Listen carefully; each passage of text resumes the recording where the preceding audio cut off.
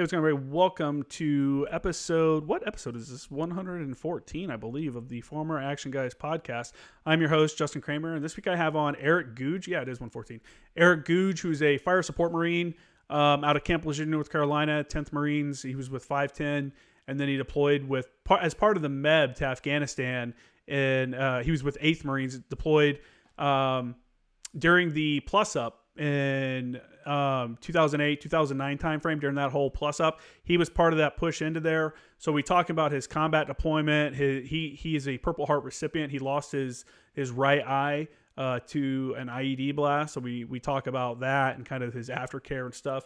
But he's a financial planner also. He's a certified financial planner. So we talk a lot about like crypto and a bunch of other things. Really good conversation. I think we kind of hit the gamut between like financial stuff like crypto and things like that to opportunities for people after the military. He talks a lot. We start off by talking about some college opportunities. For probably the first 30 minutes, we're talking about the GI Bill and his usage of the Voc rehab. So really good information there if you're not aware of those two things. So really enjoyed this conversation. I think you guys will too. As always, hit up my website, jkramergraphics.com. Make a purchase there for and support the show, man. Pick up a tumbler, pick up a hoodie. It's getting summertime. Pick up a t-shirt maybe, or a hoodie if you want. I don't know.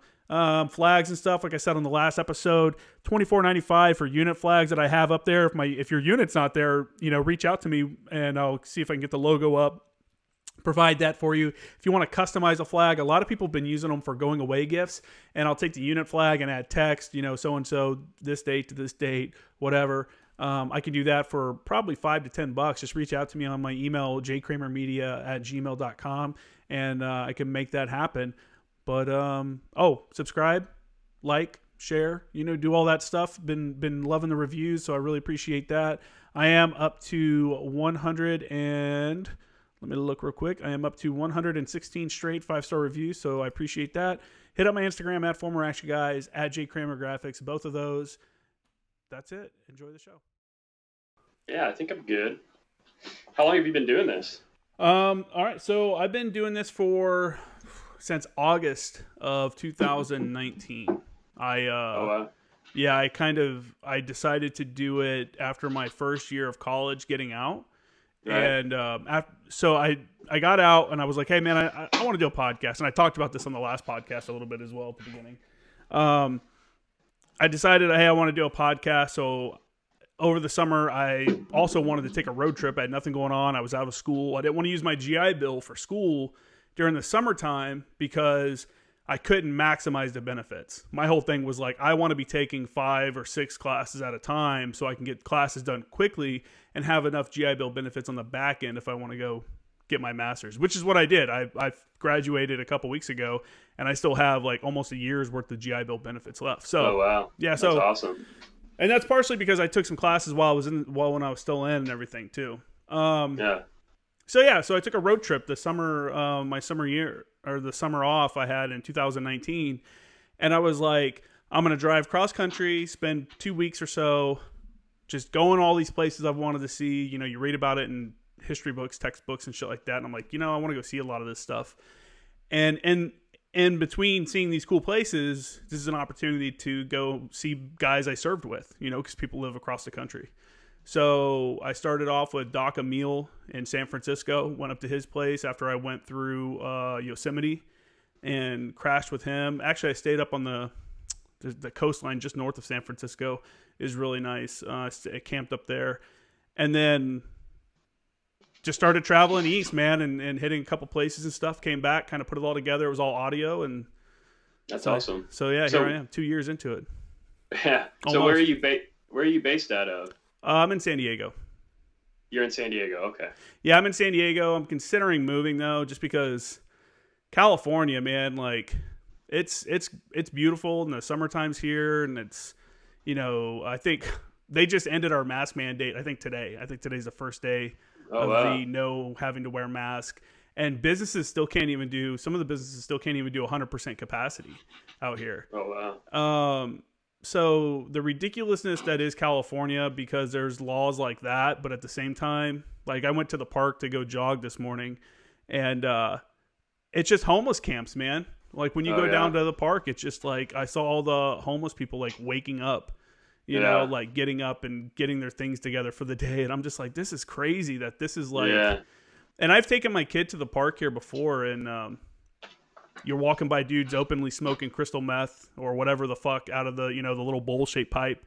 Yeah. Like I'm a cannabis guy. I'm a pro cannabis dude, but Yeah. you know, Same. I don't even smoke it in front of my kid though, you know, and I'm not, why would I want to take him to that'd be a kinda park? weird. Well, why would I Yeah. want to take him to a park where people are I smoking think a meth lot. out in the open? I don't know. Maybe you have a similar opinion. I think a lot of that is like it's just so expensive out there. Like asset prices, like home property, like properties are just so expensive out there. It just went up again. The average home price for a single family home is $675,000 in San Diego. You could buy a mansion in Indiana with $600,000. I was gonna bring that up. I'm actually from Indiana originally. I'm from Lafayette. Your phone number is like 765, right? Yeah, And I think that's an Indiana area code. I've had the same phone number since I got out of high school in 2003. I'm like the only person in the world that's had the same phone number for that long. But yeah, that's like northern Indiana though, right? Lafayette. I'm northwest of Indianapolis, about an hour. Yeah, very cool. So I'm down in Evansville. Okay, yeah, that's where my ex went to school at. What is it? There's some college in there. I don't remember. Yeah, University of Southern Indiana, but Yeah. then there's also University of Evansville. That's where I went. I went to University of Evansville. Cool, man. So did you use your GI Bill benefits from that? I actually used so Chapter 31. I think that's voc rehab, right? Yeah, that's what I used. Really? And it was because it was just nicer. It was a lot easier. My experience with voc rehab was, you know, I knew a lot of guys using Chapter 33 or, you know, regular GI Bill who would have to like wait to be reimbursed for books, or they would have, you know, like all these stipulations and stuff. But none of that existed for voc rehab. It was just you had sort of count with the school, and they just put it on the tab, and you know everything was nice and easy. Can you kind of, so it's funny you mentioned that you use voc rehab. I have a voc rehab video I put up on YouTube that I did a podcast with one of the VA reps from San Diego State University. Yeah. And I was like, can you kind of talk through voc rehab? I was like, because nobody understands it. And that's one of my most popular videos, and I've never promoted it or anything. And people keep hitting that one, but it doesn't go into full detail. And I'm actually thinking about doing a series of college related ones, just kind of people can figure out kind of how to do it right, you know, or how they want to do it. So can you kind of talk about how that process of voc rehab went for you? Because from my understanding, it's basically like you have to go apply for it and then convince them why you need this to be able to use this benefit. Well, so that wasn't my experience. It was more my experience. You know, when I first got out of the Marine Corps, I was a terrible high school student, which I think, you know, 2/3 of Marines are probably terrible high school students. And so they end up in the Marine Corps and they get out of the Marine Corps and then they got to go to college, or they want to go to college. And I wanted to go to University of Evansville, which is a small private, you know, liberal arts sort of institution, right? And they laughed at me and they were like, you know what, go to Ivy Tech. That's the Indiana's community college. Go there for a year, and you know, if you still want to come here, then you know, come see us. That's what I did, and I did fine, and transferred to U of E. And when I did that, voc rehab was presented to me as one of the options. So it was, you have the GI Bill or you have voc rehab, and I had, you know, people kind of telling me, you know, here's the benefit of one versus the other. But it certainly wasn't the case that anybody tried to convince me that, you know, or there was nobody trying to filter me out, if that's I guess that. But there is a process. So it's not you know, it's not like the GI Bill where it's, you know, you have your DD 214. I would assume, I don't know that process, but and that would probably be good enough. You do have to go up to Indianapolis or wherever your state capital is, I'm assuming, and meet with a counselor. You get assigned like a case manager, if you will. Okay. And the case manager kind of vets you lightly, but you know, to me, the program, I have nothing but good things to say about the program. Because once I started, it was so easy. And in fact, I kind of screwed the pooch a little bit, because you might have a different understanding, but this is my understanding. There's no deadline for voc rehab. There's no 36 months or whatever it is. You know what I mean? It's just until you're quote unquote fully rehabilitated, whatever that means. And that's up to your case manager. And this whole time you're meeting with your case manager and you're kind of telling them what your goals are, and they're telling you, well, then this is what I think you should do, and then you're doing it, and then you're there, but there's at no point in time are they saying, okay, well, I think you need to wrap it up here. And I kind of felt like after 4 years of college, I had enough, and I was ready to start my business. I got my degree. I double majored. I did economics and cognitive science, and I had a minor in philosophy. So I was done after 4 years. I didn't feel like continuing, but I should have continued, and I should have used it to further some of my professional goals, which I ended up just paying for out of pocket less than a year later. So I screwed the pooch there. But yeah, so there is, I guess the original question was, there is a little bit of a vetting process maybe, but it's there for guys, especially, I think there's disability stipulations associated with voc rehab. I think so. I think that's the whole point of the program. The program is supposed to be like, you're being retrained, rehabilitated due to some sort of accident or injury, illness or something, and you need to be retrained to enter the civilian workforce. That's sort of the premise of the program. I think that's part of it, but I also think it's also like, hey, you're doing a major career shift. So the part of it is that if you go to the case manager and you're like, hey, I want to become a God, name your profession, anything. I want to become a pilot, and I think I don't want to do pilot because I know that's a weird one. I want to become like a banker.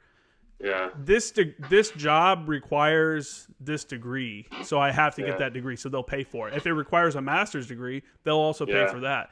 If it's a job like, let's say, hey, I want to become a podcast producer. Well, that requires technology. I don't have a computer. I've also I'm under the understanding that they will buy you a computer as well to get you to that point. In fact, it's funny you say that, because I'm still, right now we're talking on the computer they got me in 2013. This is a Sony. This thing is just an absolute beast. I don't know how it's still booting up, but I've been running my business on it. I've been doing everything on it for the past almost 8 years. That's awesome. I don't think laptops are supposed to last that long. You got your money's worth out of it. Yeah, somebody did. Yeah. Well, so I mean, which is a great program, and so my understanding is also like you can use your GI Bill, and then if you still need to go get your master's, you don't have any GI Bill information left, or let's say you want to become a teacher. A teacher requires a master's or a teacher certification. You need it. You don't have any GI Bill benefits left. That's when you go to voc rehab, and then they will start funding the rest of your education as well. Yeah, it's interesting you bring that up. Yeah, because I've always wondered if the reverse is true. I wonder if, and nobody's been able to give me a straight answer, and I don't know if you've ever tried to Google something like this, but it's just a nightmare. You end up down Reddit threads that are super conflicting. But I always wondered if my GI Bill benefits are still there since I used voc rehab, and the VA tells me that they are. They when I go on to what is it, e-benefits or whatever that website is. Yeah, they're there. They show they're there. But I was told very explicitly when I signed up for the program, and in fact, I think there was a piece of legislation passed, that they're supposed to cancel each other out one for one. I've never heard that. I've always heard that it's in addition. Yeah, so I may have GI Bill benefits out there still. I don't know. The best advice I could give anybody is to, like you said, hey, I want to go to University of Evansville, is to contact that university's VA rep and be like, what do you require? And go through that, because every university is a little different and every VA rep is going to be a little different. Some may be really easy to work with and some may not be. So I always tell people to, like, whatever university you're aspiring to go to, contact them and figure out what the requirements are, what they need, and that should, that should suffice. But hello, Harvard. What do I need? Tell me what I need to get in. What do I need? Yeah, man, I would totally use your GI Bill. I mean, it's something I don't know if the statistic is real or not, but I saw something the other day. It was like only 15% of veterans use their GI Bill. And I think that's a tragedy. It is. I think a lot of people have a misconception that, hey, if I'm using my GI Bill, I'm going to get a 4-year degree at some university. And that doesn't necessarily have to be the case. You can literally go learn how to do just random shit. Like, hey, like I've said before, like I want to learn how to work on my own car, so I'm not paying a mechanic $120 an hour because that's what they charge plus, Right. you know. So go to a community college, use your GI Bill benefits, take a couple classes on basic, you know, vehicle maintenance, or maybe you want to learn how to paint, you know, like that's all shit you can use your GI Bill for. And it's totally free, and you've already earned it, and if you're like a lot of people, you probably pay for those little hobbies all the time, learning how to do them. So why not just, if it's there? Yeah, get some totally professional agree. instruction.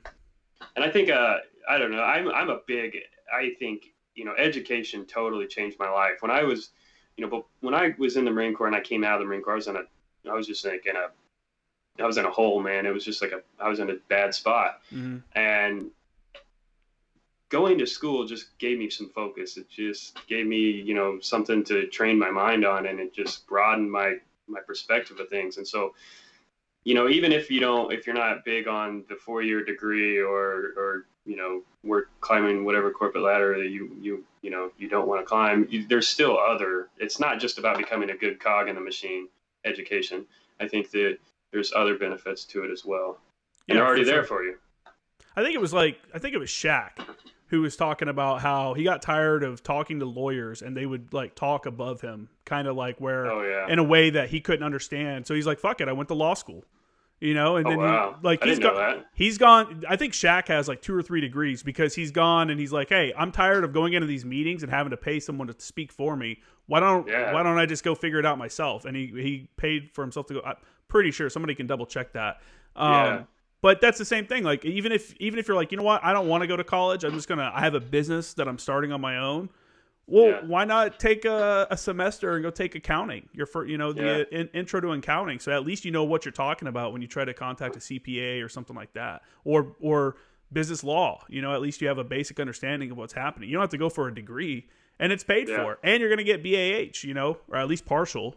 I'm pretty sure how that works. So, did you get BAH, the housing allowance?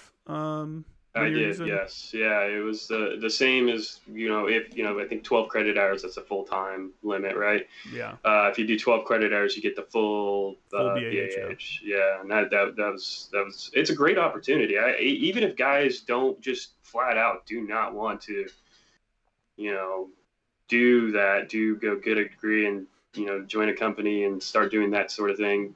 There's just so many other benefits. It opens up so many doors. BAH, that's when you're going to college full time. Yeah, it's huge. Absolutely. It's, you know, I wouldn't have been able to make or take 5 or 6 classes at a time had I not been getting BAH. I would have. No, absolutely not. No, that's why all your peers in college aren't doing that. They can't do that. You know, you almost have a leg up in that sort of way. You know, and I kind of used it. So for the people that are, you know, this is funny. We're like going into a super college episode right now, but it's good though. For people that are considering getting out and stuff, the way I looked at it was, I'm at 12 years. If I re-enlist one more time, I'm staying in. You know, I'll be at 16 at that point, so I'm staying in and I'm gonna retire. If I'm gonna get out, then I'm gonna get out. And there's a lot of guys who are like, I can't believe you're getting out at 12 years. You're so close. You know, only 8 more years. And I'm like, you know how many deployments can happen in 8 years? Like a lot, especially as an 0861. You know, and so I was like, nah, I think I'm gonna get out because. And I was just talking to my buddy back home about this. I'm like, dude, I know so many morons back home that are somehow surviving. That if I get out and I try to do this thing, like maybe I'll start a podcast, maybe I'll do whatever. If I get out and that I fail at that, there's a job out there for me. You know what I'm saying? Sure. Like I can survive. So many morons. I look around, I'm like, these people are idiots, but somehow they're making it. So, you know? Yeah. And so that was kind of my like, dude, just fucking go for it. And being able to use the GI Bill to go to school while getting BAH allowed me to also like, hey, I'm going to start a podcast. Hey, I'm going to start this website. It gave me that free time to be able to build something up. And, you know, the 3 years I was in school also gave the podcast and the website and all that stuff time to build up a little fan base and stuff. So now I'm using it as this is my sole source of income right now is the podcast and the website. So, you know, that's really cool. That's how you got, I think that's a good way to do it for people that are kind of tired of being told what to do by people they think are morons, you know, and you want to try to venture out on your own for a little bit. Yeah, yeah. In some ways, I think it's less risky too. I mean, on the one hand, I kind of did this mental calculation when I was in school because I started, investment advice is my profession, right? That's what I do, and I started doing that while I was in college. I got licensed while I was in college, and I was doing it while I was in college. And there came a time where I was getting close to graduation, and I started thinking, hey, I'm either going to have to choose investment advice or I'm going to have to choose, some sort of corporate career. And by choosing investment advice, I mean going the route of starting my own investment advisory business. It's not, taking a salaried investment advisory position anywhere. So I got to thinking about that, and I was like, man, one of the things I thought about was I could, maybe do investment advice part-time, right? And I could get this corporate job and I could get this salary and it'd be safe. But it would be comfortable and it would be hard to leave. And I would never start a business after getting used to that because it would just be too comfortable. It would be too hard. So then I started thinking, well, maybe it's too risky. Maybe that comfort is something I should seek out. Maybe it's too risky to start my own business. But the reality is, that business can lay you off or fire you or go out of business at any time. And there's nothing you can do about that as an employee. So your paycheck relies on one thing going right, and that's that business. But as a business owner, my paycheck doesn't rely on any one thing. It relies on the 45, 50 plus clients that I have. You know what I mean? As long as they're hanging out, as long as somebody's paying me, then I have some sort of income stream. Yeah. That's not the case with a business or with an employer paid position. It's up to your boss. He's the gatekeeper. So after thinking about that, I kind of, decided, well, look, even if this doesn't work out, at least I can say I did it and I learned, and, maybe from whatever I gleaned from what I learned, I could use that knowledge to start a business later or something. For sure. But I haven't had to learn that lesson yet. I'm still going. So, in fact, in fact, last year was my first profitable year. 3 years. I think that's not too bad, I guess, for breaking into the black. Yeah, especially at last year when everybody else was struggling, Yeah, it was a weird world for the investment advisory business. I spent the first half of the year talking people off the edge of the cliff, trying to keep people from losing their minds, and then I spent the next year just trying to allay their exuberance. I think from market bottom in March last year to market to the 1 year point, the markets returned like 50%, most equity markets, which is insane. It's absolutely insane. Yeah, it's been funny watching all these people that are like, look, I'm an investor. Look how much money I'm making. It's like, dude, if you can't make money in this market, then you probably shouldn't be out of the game. Yeah, most people are making money. It's like you can throw a dart at a stock, like the stock section of a newspaper, and you could probably make money. But that's not my personal. That's not the way I do business personally. Yeah, for sure. You have a more detailed, look at scientific view of how things should. People aren't hiring me to throw darts. Yeah. How much are you having people hit you up about cryptocurrencies and stuff? Is that like all a big the time, thing now? Man. Yeah, absolutely. And I'm actually a big fan of that. I think I don't want to get too deep into the weeds in it, but because it's so speculative at this point. But I think it's going to usher in a new financial paradigm. And I know that sounds very grandiose. And it's probably going to take a lot longer than people think it's going to take. It always does. Yeah. But the way people will be able to transact and store value and move value across time and across places is going to be totally different than the way it is nowadays. That doesn't mean, I don't think that means, necessarily that Bitcoin or Ether or whatever is the next big hot thing, or that it's always going to continue to go up in value. That's not what I'm saying. What I'm saying is that the actual mechanisms that allow Bitcoin and Ether to exist, these technologies are going to absolutely reshape finance. And we are just we are like at 1993 for the internet. That's where we are with crypto, I think. And it took us what, till the middle 2000s till you really started to see these Googles and Facebooks really building gigantic value, valuations. I mean, so that's 20 years, we could probably be 20 years away from that day, but I think it's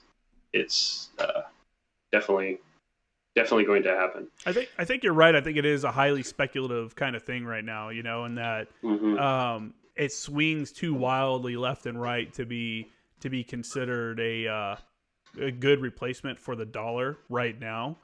I think Sure. I'm hearing about more and more countries banning the mining of crypto.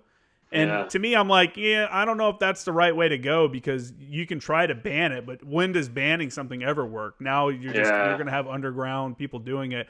You kind of have to accept it and then figure it out on your, the governments have to figure it out, because if not, they're going to be so far behind, they're going to be fucked. You Well, know? yeah, and the Fed's coming out with a paper here sometime shortly. It should be any week or month now. It's July, I think, is the target, but about a digital dollar. Of course, the Bahamas, I believe. I think they were the first country to bring an actual. They digitized their currency. They're the first ones to do it. China's testing a digital yuan. The ECB's already. I think the ECB they issued, which the European Central Bank they issued bonds on Ether on the Hmm. Ethereum network, which is really interesting. So it's inevitable. And to your point about the dollar and wild price swings in Bitcoin, I don't think you're absolutely right. Bitcoin, Ether, and the majority of coins outside of stable coins are not good means of transacting on a day-to-day basis. That's just absolutely not their value proposition, and it would just no dealer or no merchant's going to accept it for if it's going to drop 20% over the next couple hours, and nobody's Yeah. going to want to use it to pay things if it could go up 20% in the next couple hours. So Mm-hmm. it's like gold in a lot of ways that it incentivizes people to hoard it. So that for that reason, it wouldn't make you wouldn't want to build an economy on top of it. But that doesn't mean there's not, just like we don't have an economy built on gold. Doesn't mean gold's worthless. Clearly Yeah. gold has a 12 plus $1 trillion market capitalization. It's very valuable. I just think that, when you apply what Bitcoin, the way you're able to move Bitcoin, and the things you're able to do with Bitcoin and Ether, when you apply those concepts to a digital dollar, something that is, a dollar, that's just going to be huge. We'll be able to do things that you just absolutely cannot do in our current economy. I think that's where the big game changer is going to be. Yeah. Yeah. Crypto. So here's a question for you. I'd like to get your take on it. I've talked to a few people that are like, dude, it's great because you can basically not pay taxes on it. And I'm like, that's not going to be really the way it works. Like, Yeah, well, that's not true at all. yeah, like if you're Yeah. trying to get into something where you think people can't track you, I've told a couple people, I'm like, what do you think the government's capabilities are going to be in 5 or 10 years? They're going to go back, and if they Yeah. find that people are like, a lot of people were or not ignoring their taxes, but you know what I'm saying, trying to get around taxes by doing that, Yeah. they're going to find Yeah. all that shit, and you're going to get back, charges and shit. Like Yeah, that yeah. is I a mean, well, stupid that's straight idea. up So fraud. Yeah. yeah, I mean, and not only that, it's just grimy. I mean, yeah, look, I get it. Nobody likes taxes. No, I'm an investment advisor. My like 2/3 of my job is figuring out ways we can reduce those.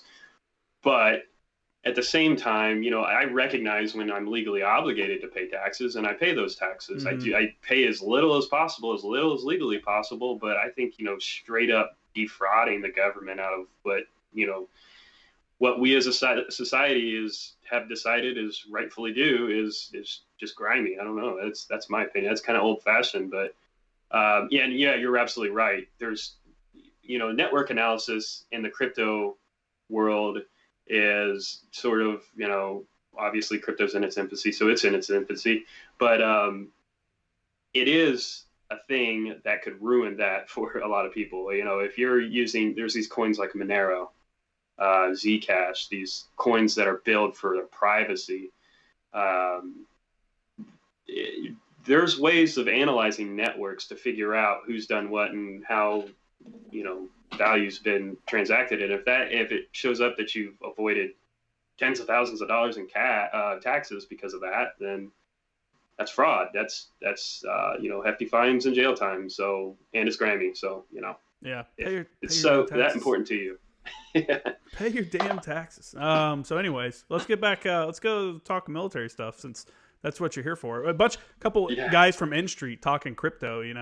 What a weird world we're living in right now. So you were 5'10"? Is that 210? 210. Okay. So and you were in from you were same time periods, right? I joined in 2006, but when I first came in, I was open contract and became a mechanic, and I was miserable.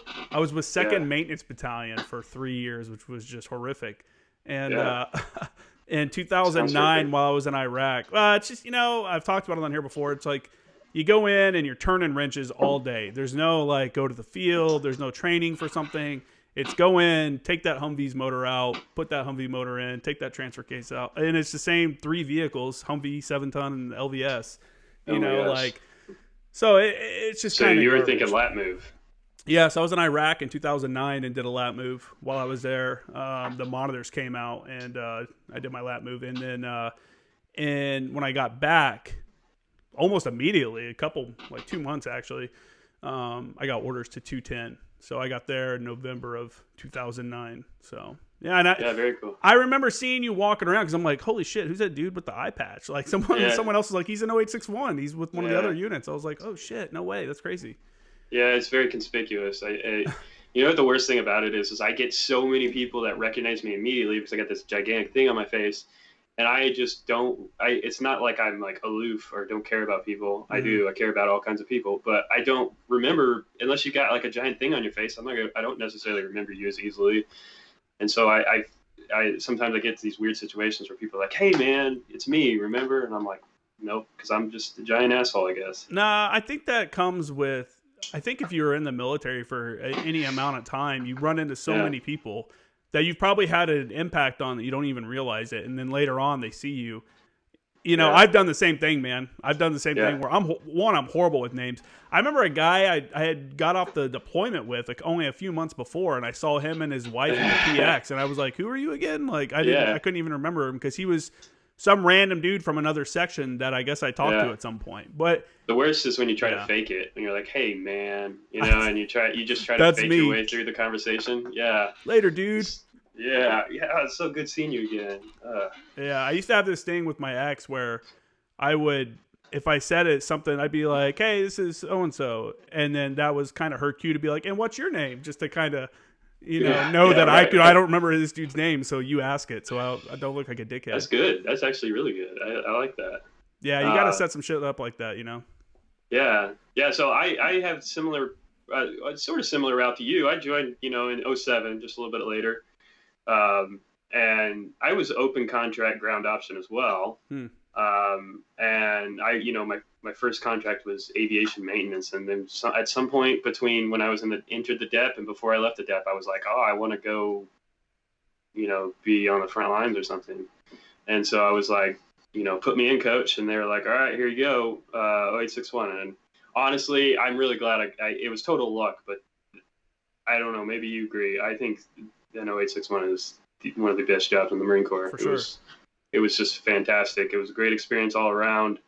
Aside from being wounded, it was just small units and camaraderie and the friendships you make. And I don't keep in touch with a lot of guys from 5'10", but the guys I do keep in touch with are all 6'1s. I'm pretty close to a lot of them. So yeah, I really like that job. That's a good job. 0861 was good. For those that don't know, the 0861 is the fire support man or the forward observers that are attached to the or part of the artillery battalion.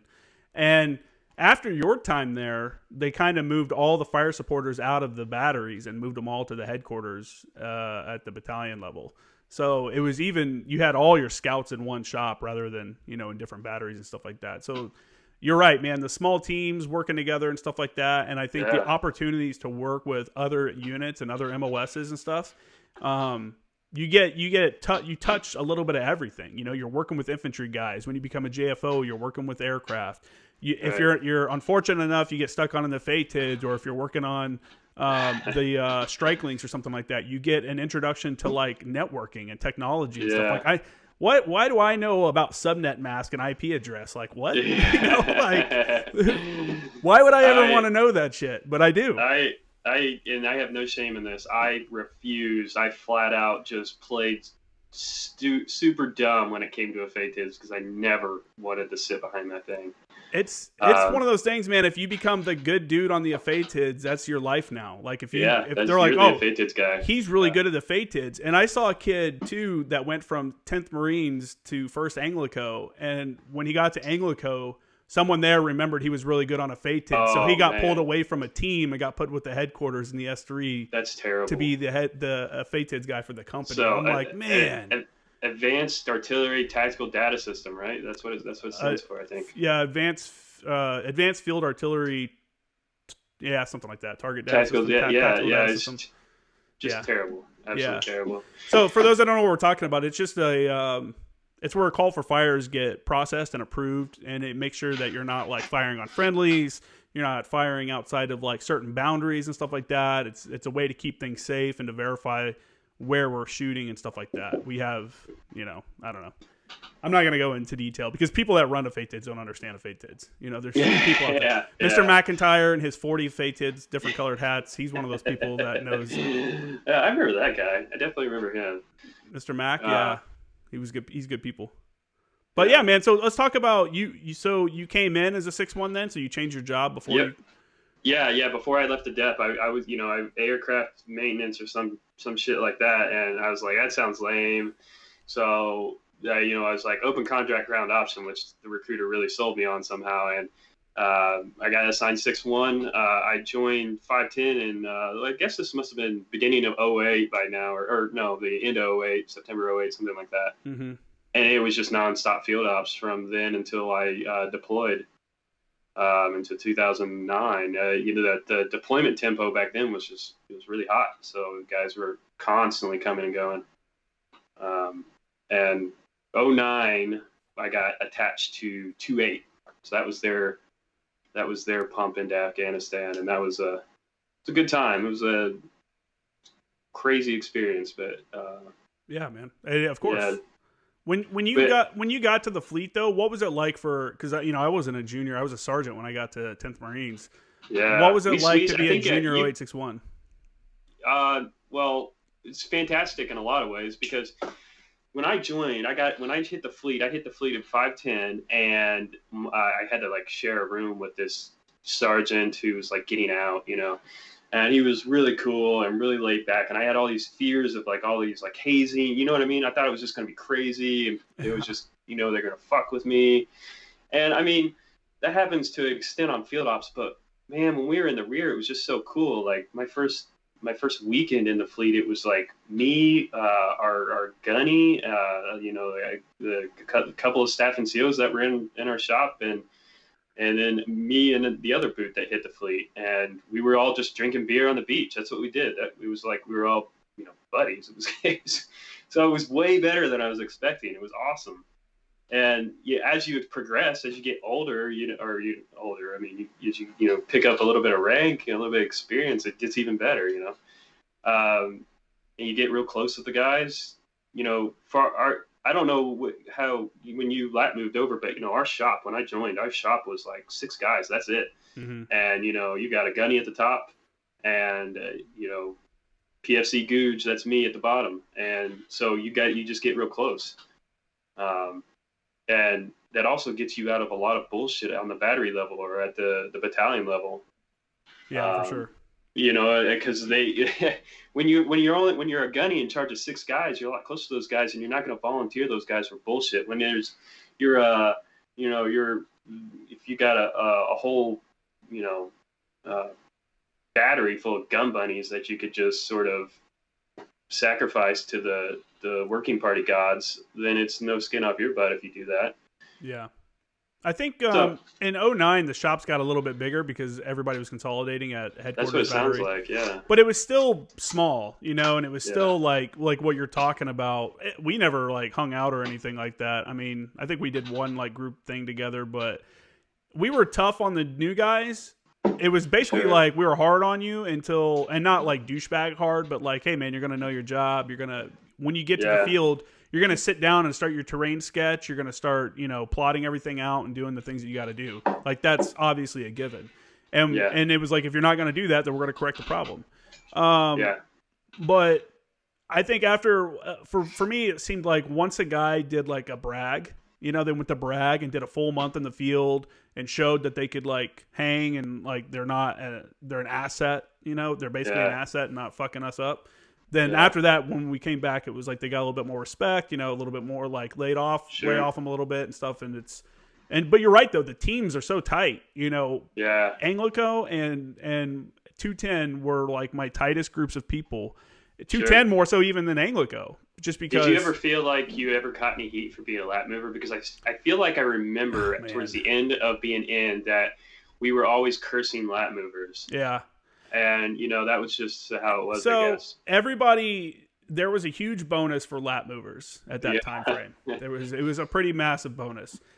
And when I checked in my defense, I didn't even know I was getting a bonus until after my lap move had been approved. The career planner was like, "Hey, you're getting a bonus." I was like, "Really?" Because I had thought about being a forward observer before I joined, but I had gotten arrested before I joined, so I don't think I could get the clearance.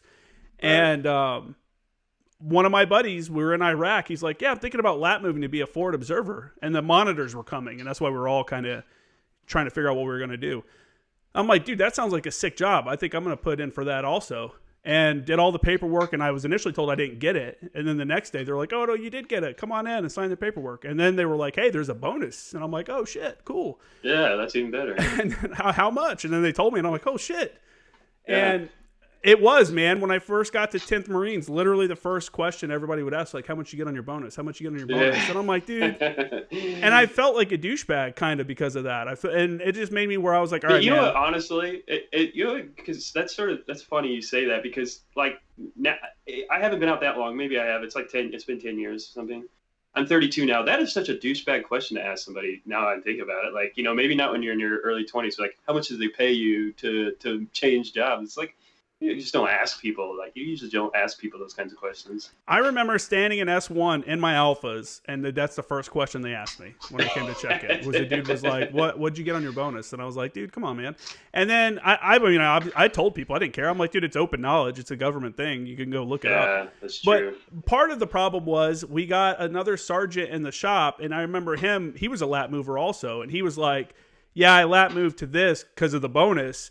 And then I'm going to do my enlistment, and I'm going to go back to my old MOS and try to go the warrant officer route." Yeah. And I'm like, dude, you're the fucking reason that makes everyone else look bad. He actually never did that. He stayed in the MOS. I want to say he's still in the MOS. He became a JTAC and all that other stuff. But but initially it was like, dude, like, you're the one that's given us a bad name, like lap movers and stuff. But I'll tell you, man, all the lap movers I worked with, I can't think of any that were not solid dudes. You know what I'm saying? Yeah, I think that it's just one of those things. It's like, I think where the animosity probably came from was a bunch of lance corporals and corporals who were like answering to sergeants and staff sergeants. You know what I mean? Who were for sure. Yeah, that's probably where it was coming from. But I didn't, I kind of, that wasn't really a big thing when I first hit the fleet until, I would say 2009, 10, 11. You started those bonuses were just huge, and that's when I started seeing a lot of it. But yeah, I definitely don't remember having any gigantic problems with any lap movers. They just harass you at first, but it's just like anything else. If you come in and do your job, like if you come in and you're not a shitbag and they can tell you want to be there. And honestly, dude, it was such a completely different world coming from 2nd Maintenance Battalion to working over there. And I just remember it being, for me, like a breath of fresh air, because I wanted to be, when I joined, I wanted to be in the infantry. I wanted to be an assaultman initially. Right. And coming from like literally, hey, be here 05, green on green. We're going to go run forever, they're not going to tell you. We're just going to go run until whoever decides to stop.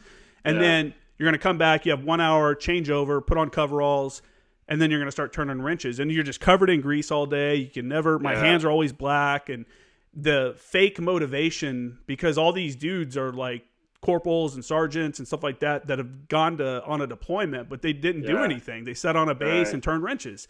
And I don't know what it is, but that the fake motivation of just yelling at people to yell at people or just be a douchebag is very prevalent there. And then I got to 10th Marines, and the attitude is completely different because it's a serious job. Like, it's like, hey man, we're fucking blowing shit up. You know, my first field op, and you were probably around when this happened. My first field op with 210 was when the round impacted OP5, right off of OP5 in the impact area. Oh man, that was my first round. That was the check round for my very first field op. About that, I forgot. I forget that. Yeah, all kinds of stuff happened like that occasionally. I mean, wasn't there like a colonel whose wife was killed or something like that? That's the myth that back in the day around like hit her car, and that's why they closed Lyman Road when they're shooting over it.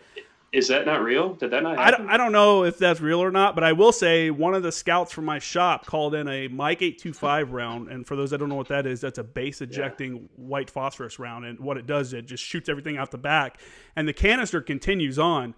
The canister from his Mike 825 round skipped out of the impact area and hit a van that was driving down the road from some guy that was heading home. So that actually did happen while I was there.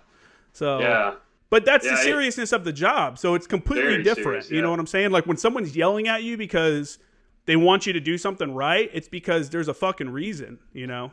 A lot of times. There are douchebags. You're absolutely right. And you got like safety areas, right? You know, you have whenever they'd set up like a grid box that you could shoot into, and anytime like a boot or even whoever would get on the hooks and try to call in a mission outside of that safety box, it was just all hell would break loose for them. Yeah, man, as it should. Well, what happened there was that they only put in half the powder. Like I think it was supposed to take 2 of the powder charges, and they only put in 1, and so.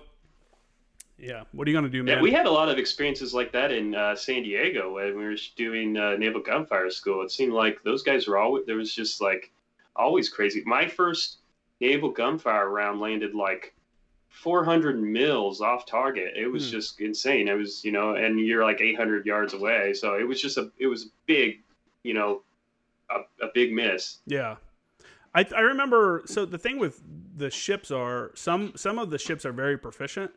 And some of them aren't very proficient at all because the destroyers and the cruisers, that's like their 5th or 6th mission. You know what I'm saying? They got all these other like air defense and like all this other stuff that's like their major taskings. And then the call for fire portion, naval gunfire, is just a small portion. So small, actually, they just recently moved the 0861 schoolhouse from Coronado. They got rid of it. They're not even doing live naval gunfire school or shoots out of school. No, it's in fucking Fort Sill. They're doing all of it at Fort Sill now. That is horrible. That is sucks. The worst. So that you got to spend another, month or 2 months in Fort Sill now? Probably a month, I'd say. I mean, unless it's integrated somehow. But, man, talking about miserable, right? How hilarious is it that you have to do naval gunfire training in Oklahoma? And now they don't even, now they're not even getting, and I think part of it was they didn't get to shoot. A lot of times they would take classes out to San Clemente Island. And a ship couldn't support, or they'd get out there and the mount would break down, the gun would break down or whatever, and they would end up not getting everyone through. So it kind of looked, I guess it came out to be kind of a waste of money they saw. Yeah. But I don't know, man. It is expensive training. Yeah, but how much does it cost to fly a group of people out to San Clemente Island and let them stay in the castle for, a couple days and just kind of, I don't know. I think being out in that field environment is good for the guys, good for everybody, because it's another bonding experience, getting everybody together like that. For sure, yeah. I mean, I say that whole, part of the education for forward observers was my favorite. I think it's everybody's favorite, going out to San Diego and then San Clemente to call in naval gunfire missions. That's a shame. I didn't know. I hadn't heard that. Yeah, that's someone came on here and was talking about it. San Clemente's got to be the most scenic observation post I've ever sat on. You're just sitting there looking out onto. Oh, it's absolutely gorgeous. It's just totally. It's like untouched terrain. It feels like. Yeah, and it's in your 30 miles off the coast of California. So I will always remember laying in my sleeping bag at night out there training and just laying there and looking up at the sky at all the stars, because you're 30 miles out at the ocean. There's no lights on the island except for a little bit on the main side part. So it's just complete blackness out there, and you can just see, so many stars. It's crazy. Yeah. No, I definitely have fond memories. I'm really afraid of flying. That's like a weird, I'm afraid of flying. And that little airplane you take out there that sort of terrified me. We took C-130s in school, and then we took No, we took a commercial. It was just like a civilian plane of some sort. It was just like it was like a commercial airliner, but like a tiny one. It's a little prop plane, right? Yeah. Yeah, that's what it was, and it was terrifying. I flew in Absolutely that terrifying. one time on my way back. I was out there, I think, as the RSO, the safety officer for one of the training something, and they flew me back on that, and it was terrifying because it was a real Yeah, windy day, and that thing was just blowing like super yeah. hard. I'm like, man, this thing's gonna go in the goddamn water. Like, fuck. This is it. This is how we die. How was your training? What would you say? What stuck out about stood out about your training in the fleet? You know, going to the training areas at Camp Lejeune or going out The to Fort Bragg sheer or volume. When I hit the fleet, it was just week after week. We spent more time. I would say my first year in the fleet, I easily spent more weeks in the field than in the rear, hands down. I mean, we did. I must have hit the fleet in spring or summer '08, and I did between the time of spring or summer '08 till May of '09 when I deployed. I did 3 Brags, I did 3 Mojave Vipers, and then a ton of just backyard sort of field ops. yeah, So I mean, it's just repetition, right? It's just you getting on the hook, because when you first get on the hooks and you're first calling your mission, you're calling your first mission, is so nerve wracking because everything's got to go right. Your math has to be right. Your grid, coordinates got to be right. There's just so much that could go wrong. But then you do that week after week after week, and it just becomes second nature. So that was definitely the best part, for FO specific training.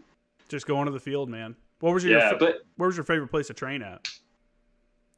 Well, they all suck, right? I mean, it all sucks to be out there. But the Mojave Viper is pretty cool. I really liked it out there. Partly just because it is kind of austere out there, but like you're talking about laying out under the stars, 30 miles off the coast of California, you sort of get a similar vibe out of Mojave Viper. I'd say you're 3-4 hours out into the Mojave Desert, and there's not much light out there, if any light out there. But those are fun too, because you're always with you're usually with a line company of some sort. So you got to actually do what you're supposed to be doing, not kind of sitting on a hill or static pause and just calling in missions on the same 4 grids or whatever all day. I think Lejeune's impact area is expanded now to like a different area, so maybe they're getting a little bit more targets than they used to. God help those poor old targets that have just been shot at for 30 years, the same ones. But they integrated. I really like the integrated field ops where they would integrate air and artillery, mortars, and of course infantry. That was always fun because just so much coordination. You got to make sure everything's right and everybody's communicating, and it's when you see it come together, it's a lot of fun. Oh yeah, dude! Watching all that firepower come together it's great, especially when go ahead. Yeah, go ahead. Yeah, well, I was just going to say, I got to say though, whenever I detached, before I deployed and got to 2-8, and those guys field ops, it just sucks, man. It's just a slog. It's it's a lot of walking. It's a lot of hiking, right? I mean, they're line companies, that's what they do. But that was kind of a sharp contrast for me, detaching and getting attached to 2-8. But those was a good group of guys. Did you feel like it kind of felt like to me at the battery or at the battalion, at the artillery battalion, you get viewed as a training tool for artillery. Like they don't really, I don't think it feels to me like the battalion doesn't even really care about the observer so much. They're there to take care of the tubes and stuff like that, to make sure the guns are shooting and stuff. And it kind of always came off like training the 0861s was whatever, like they'll take care of that. We had to do a lot of our own kind of in-house training because it didn't seem like anyone cared. And then so you're like the bastard child of artillery. Then you go to then you go to the infantry units. Now you're like the bastard child of those guys because you're an attachment. No one gives a fuck, who you are, because they don't know you. Yeah, absolutely. Yeah, and it was kind of a culture. I don't know. It was kind of a culture shock. And this is weird to even think about this, being so far removed now. But when you're in I was talking about the small units. When we were all really close in the shop. When you go to the infantry unit, it's or a battalion. it's just 1,000 guys. They all hate each other, or maybe not. But if you're like a boot, you are the lowest of the low. You're just, everybody's going to treat you like shit, and that's just your life. And when I got to 2A, I was, what most would consider a boot, because I had got that first validating deployment yet, and I didn't want to be treated like a boot. You know what I mean? Yeah, for sure. So here I am. I'm like this boot Lance Corporal, and I got this salty Lance Corporal as a roommate, and he's like trying to tell me to do shit, and I just wasn't having it. We butted heads all the time. But if we kind of settled it, I'd say before we'd end up deploying, I think we kind of learned how to work with each other. But it is kind of nice being an attachment, because when it's really shitty, when they're standing in formation all day, or doing all these crazy working parties, there's always some sort of excuse to get out of that. Mm-hmm. I never failed to take advantage of that. Yeah, you got to. That's the Lance Corporal way, right? Yeah, that's right. Absolutely. That's the 0861 way. Like, hey, we got to go down and do some SAVT training, or buff up DVTEs and do this. So it's funny you mentioned. I remember. So when I was at maintenance battalion, one of the few cool things I got to do was work on the EFSS project, which is the Expeditionary Fire Support System. It was a little Jeep and the 120 millimeter mortar. Oh yeah. Yeah, I got to go out on the test teams as the mechanic, and really cool opportunity. I got to go to 29 Palms. I got to go to Bridgeport. I got to go to Alaska. I've personally driven thousands of miles on those vehicles, like in Alaska in the wintertime and in 29 Palms in the summertime. So wasn't there something weird about them? Weren't they like a French design or something like that? Dude, the biggest problem about that vehicle was, one, it was way overpriced. I think it was like $150,000 per vehicle. Oh my god. Everything on it was like really nice stuff, but it was all from different companies, so it kind of wouldn't all jive. There'd be some GM parts, there'd be some like aftermarket like Willwood. There was like Fox nitrogen racing shocks. There was Willwood racing brakes on it. The motor was a Brazilian 4-cylinder diesel that was like rotated. I want to say it wasn't in like a normal positioning. I think it was a rotated like engine design, and it was turbocharged. Yeah, it had rear steer capability, so you could like move the back end of it around. That was to help it get in and out of the Osprey. But working on that vehicle, I was a PFC, and then I got promoted to Lance Corporal in Bridgeport. I won't say That was funny. They're like, hey, do you want a formation? I'm like, nah, I'm okay. They're like, all right, cool. You're a Lance Corporal now. And I'm like, all right. So I was sitting there putting my chevrons on after the dude told me that. And my major walked by, Major Swope, and he's like, Kramer, what are you doing? I was like, I promote myself, sir. And he's like, oh, congratulations. Like, all right, cool. Yeah. But later on, there's this infantry guy that was part of the project too, and he was a Lance Corporal. And this dude had done at least one, if not two deployments. I think they had just gotten back from Ramadi. It's so hard for them to get promoted because, Yeah. All the guys we worked with were on their way out. They were all the guys that had like 6 months left, so they all got fapped over to this project. And he was like, hey, call me fucking Senior Lance Corporal. Hey, stand at parade rest. And I'm like, fuck you, dude. Because not only was I a Lance Corporal also, but I was like 23 or something at this time, or maybe a little bit older. Like an older Lance, yeah. Yeah, so I'm like, dude, fuck this dude. And we went back and forth, man. His dudes had to stop him. We almost got into a fight one time, and his dudes had to stop him from like just straight up charging me. Like I was ready to go in the squad bay at Bridgeport. And I'm just like, some people, man, they just can't wait to get that like power, because they got treated like garbage as the junior guys. Shit rolls downhill, right? I think that's what it's all about. They feel like it's their turn. It's like watching, I'm sure you've seen, oh God, what's that movie? I can't believe it's like my favorite movie back in the day, where they're going around paddling the kids in high school and shit. It's that stoner movie. I have no idea. It's got Matthew McConaughey in it. It's like one of his first movies. Where he's like, I'm really bad at that game. I can't believe I'm forgetting the name. I've literally seen that movie probably 50 times. I could Google Matthew McConaughey paddles kids, but I don't want that on my Google search. Yeah, for sure. But anyway, what it is, it's like when these kids were coming into their freshman year of high school, all the seniors now get to like paddle them and stuff like that. They hunt them down, and that's kind of what it feels like when you get a boot. Yeah. All these guys that have been getting treated like shit for the last, like having to take out the trash and clean the heads and getting yelled at in formation and all this stuff are like, it's my turn now, and they try to take it out on people. But Yeah.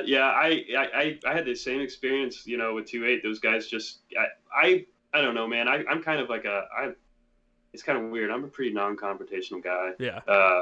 Just even though I was in the military, in the Marine Corps, that's my personality. And so I figured out a way to kind of work with those guys. We became really close by the time we ended up deploying. I still keep in touch with a lot of those guys. Yeah. It's kind of funny actually, because I spent a lot more time with 510 than I did 2.8, but I would say with the people I communicate with, by and large, they're all 2.8 guys. Those combat bonds, man. It's a kind of a different thing too. And that movie I was thinking about was Dazed and Confused. It just came. Dazed and Confused, of course. Yeah, of course. So let's talk about what was your training like. Did you get to do many like call for fire exercises or anything like that when you attached to 2.8? Like what was your feeling? Yeah. What was your feeling when you got word like, hey, you're going to Afghanistan? This is your unit. Like it's happening. Yeah, well, excited because we tried. When you're with you're at FO, you kind of like you almost the way they attach us out. It's almost like you can kind of bargain for different deployments. It's like, hey, I want to go on that pump. Can you make sure I get on that pump? That kind of thing. There was a lot of that going around, and so we spent a lot of time trying to go with 3.8, which 3.8 went. I don't know. I think this was at the end of 08. 3.8 was going. I tried to go on that pump. Thought we were going. Decided at the last second we weren't going. Then 2.8, I got word that they were going in February of 09. And this was that big, I don't know if you remember this or not, they stood up that MEB, and they stood it up like on Camp Lejeune. They had like this tent headquarters and stuff. Mm. It was it was just this massive deployment that they prepped for to Afghanistan, and 510 was a part of that. They were like MEB headquarters or something like that. They ended up getting I'm sure you remember, a lot of artillery units didn't deploy as artillery units. They deployed as something else, kind of provisional infantry and stuff. Yeah. So they were like MEB headquarters or something, like MEF headquarters. I don't remember the actual unit and what they were, but so I was sort of, all of us were deploying simultaneously. I was getting kicked over to 2.8. All the 510 guys were deploying. It was, a ton of guys were deploying. This was like it was right after President Obama had taken office, and there was this sort of pivot away from Iraq and this surge of Marines into Afghanistan. And so we were sort of part of that first, surge. And it was a lot of fun because we got there, when we got to, Leatherneck, there was just, it was nothing. We were just, they were just still building everything, right? Mm.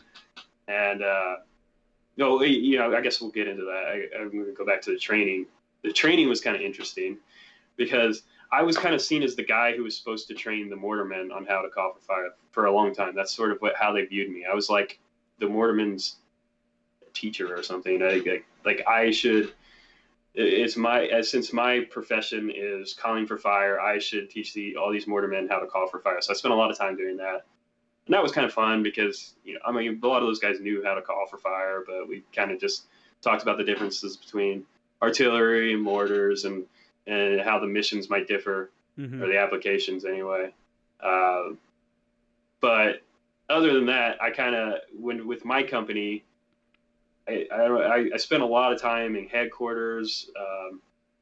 When we ended up deploying, I think I pretty well stayed close with the headquarters guy at the headquarters guys with the company level. Did you have well, first off, it's funny, the mortarmen, from my experience, don't get a lot of call for fire training. They're like, hey, you're the mortarman FO, here's some binos, here's a map, say this, now say this. All right, you're a forward observer now. So I think that's a great thing to bring in trained forward observers to teach those guys how to do it, because it's all, their knowledge is based on whatever the dude before them passes down to them. Some of them go to like division schools or something like that to learn some stuff. Yeah, that's what there was like there was some JFO type of education that they would get. But that doesn't you still don't know like the complete, like what an 0861 knows, like from how to do fire support planning, how to do like registering mortars, registering artillery, right. How to like set up this battle space so that, like we talked about before, we can have all these different fire support assets firing at the same time and make one big, explosion occur. Yeah. That's the Yeah. way to do it. And they don't have that kind of training. It's not their fault. Point of fact. No, yeah, it's not priority. Point of fact, very early on in country, when we were doing this sort of big operation, I tried to call in a smoke screen. We were, taking contact, and we had some guys maneuvering, and, I thought this is a fantastic application for a smoke screen. And I was trying to relay to the mortar line, like, an attitude. So, like how I wanted the line to be, oriented. Yeah. Like, and that fell on deaf ears. That was not, nobody could wrap their head around that. And then thankfully that mission never got shot. We never fired that mission because, I had no idea where the rounds would end up landing. I didn't want to, do that's that. good. You expose that, inability, because that's a key. That right there's a key mission that they should be able to do no problem, especially mortars. If you're trying to do a screening. Yeah, and I'm not trying to bash our mortarmen because we had really excellent mortarmen, but that was just something that was a concept they weren't. I don't know. It just, for some reason, that wasn't part of it. You don't know what you don't know. You know what I'm saying? Yeah. A lot of times it's like these guys, you can be mad at them, but it's like no one ever taught them. Can we blame them or can we blame the system? It's right. So yeah, and then there was all kinds of stuff going on too. I'm sure it was pretty hectic, but for sure. Yeah, you're right. Yeah, there's you initially asked about training. That's what a lot of the training I did with those guys. They wanted to sort of use me because I was the only FO. Yeah. That was attached to this company. I had a lieutenant with me, and he was sort of an FO as well, or acted in that sort of capacity. But that was it. It was just us, and you got 300 guys or so. That's a small resource to kind of share around. So we wanted to share that knowledge as widely as possible because I had to recognize, or at least our company commander recognized, that I couldn't be on every single patrol. For sure. And I wasn't, so. Did you guys bring a radio operator too? Yeah, we did. Yep. We had two, in fact, I believe. Yeah, that makes sense. One for me, one for the lieutenant. We also had a FAC, forward air controller. Of course, he obviously didn't come from the RD side. Nobody knows where he came from, but we kind of linked up when we all joined the battalion, and it was I guess, what is that? 4 of us, yeah. Yeah. So for those that may not know, like, how this all works for the fire support community, the way it works in the Marine Corps is, you get your training. You're at the artillery battalion as a 0861, and you're doing your training there. And then at some point, someone's like, "Hey, there's a deployment coming up. This is going to be your fire support team." And then they designate the teams. And the way that works is there's a team for each company, and the line battalions each have 3 companies. And then you have your weapons company, which normally disperses to the other companies. On my deployment, we actually had weapons company have their own battle space, so I gave them one of my headquarters FOs. But then you have the headquarters, which would be like, I was the fires chief, and then I had a forward observer there, 2 forward observers there to work the FATIDs, and I had a radio operator and all that stuff. And when the deployment comes, then the teams all separate. You go to your individual companies, and you probably won't see each other for the rest of the deployment, but you might talk to each other on the radio. At the company level, the forward observer is supposed to be used to go on patrols and be used as, as that guy, the 0861. So is the lieutenant technically, but I don't think I've ever seen one that got that role. I think usually when they get to the company and they go on deployment, a lot of times they make them like the watch officer, and they manage. I've seen them where they're the guys that manage the company command COC, and then like when I was with 3-6, our radio operators, except for only one company didn't do this, but I think all the other companies took my radio operators from 10th Marines and made them their comm chiefs for the companies. And wow. And they made them and working in the COC and stuff like that. So only the 0861s were really out there doing that. Was that kind of the same case? No, not at all. Our lieutenant was out there just as much as I was. Okay. The captain, the FAC, the forward air controller, he was out there. I mean, they were busy too.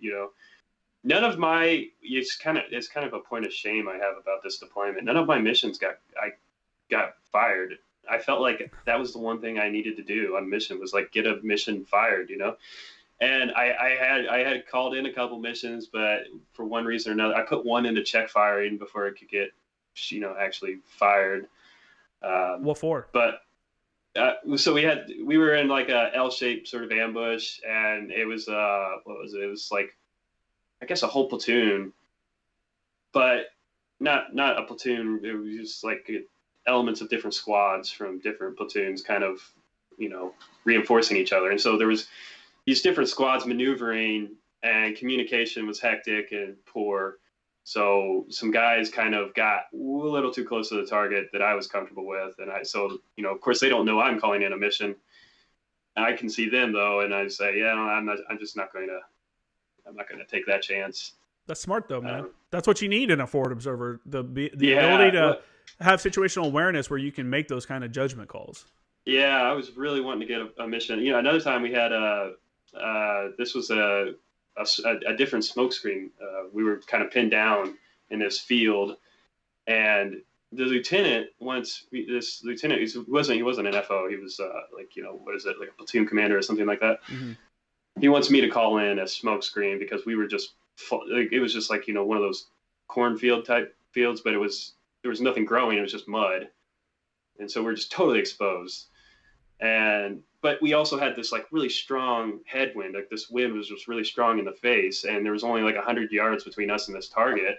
And I'm like, I'm just not going to do that because I just felt like that's just going to smoke us out. They're going to smoke us out of our own position, and it would just be make a bad situation worse. Turns out that one didn't get shot. Turns out breathing in WP is not good for you. White phosphorus. No, I've never tried it, but I feel like it would suck. So it was just a bunch of little things like that. I mean, I had my fill, I had my fun, but none of my missions got fired off. All the other FOs got plenty of missions off, but not so for me. And a complete opposite. When I was there as the fires chief with 3-6, none of the FOs got to do a fire mission. I was the only one because I was in the command center, and the only thing that we were really using was HIMARS.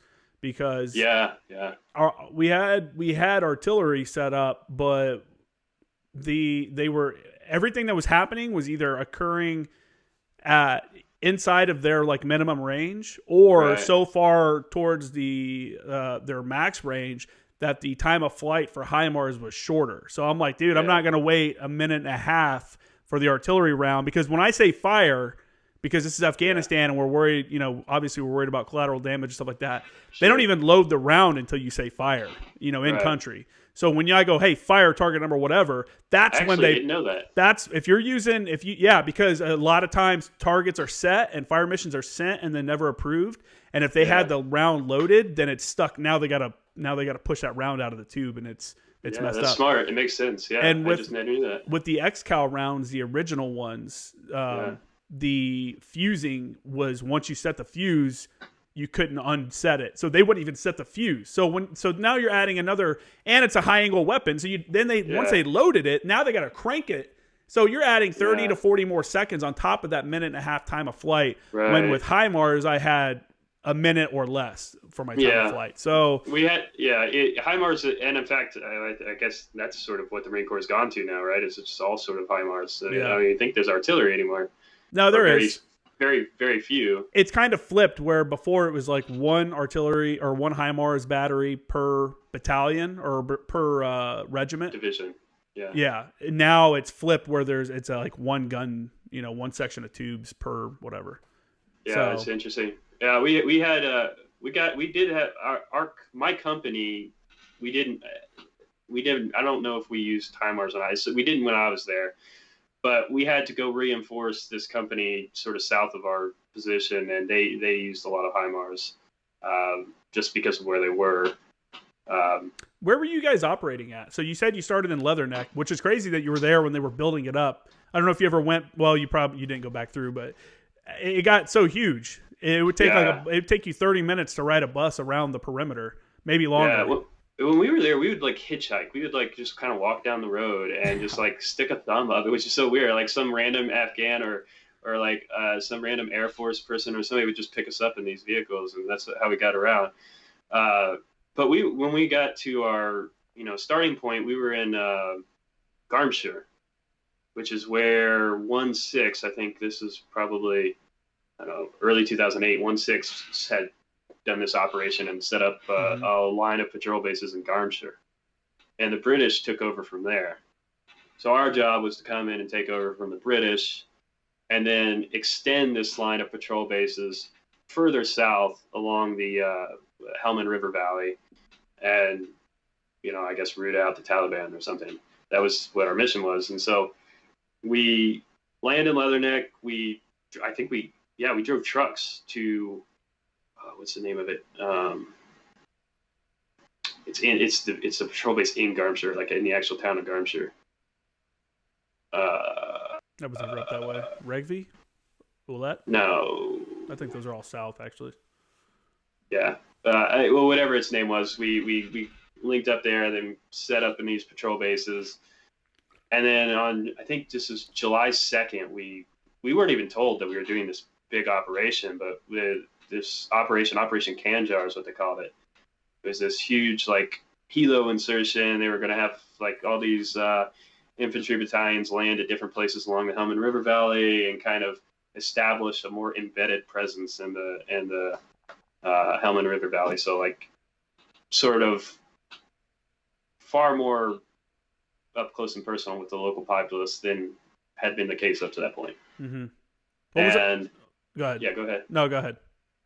Okay, so this was like a big helo insertion. It was like the biggest one since Vietnam. I think that's what the big story at the time was.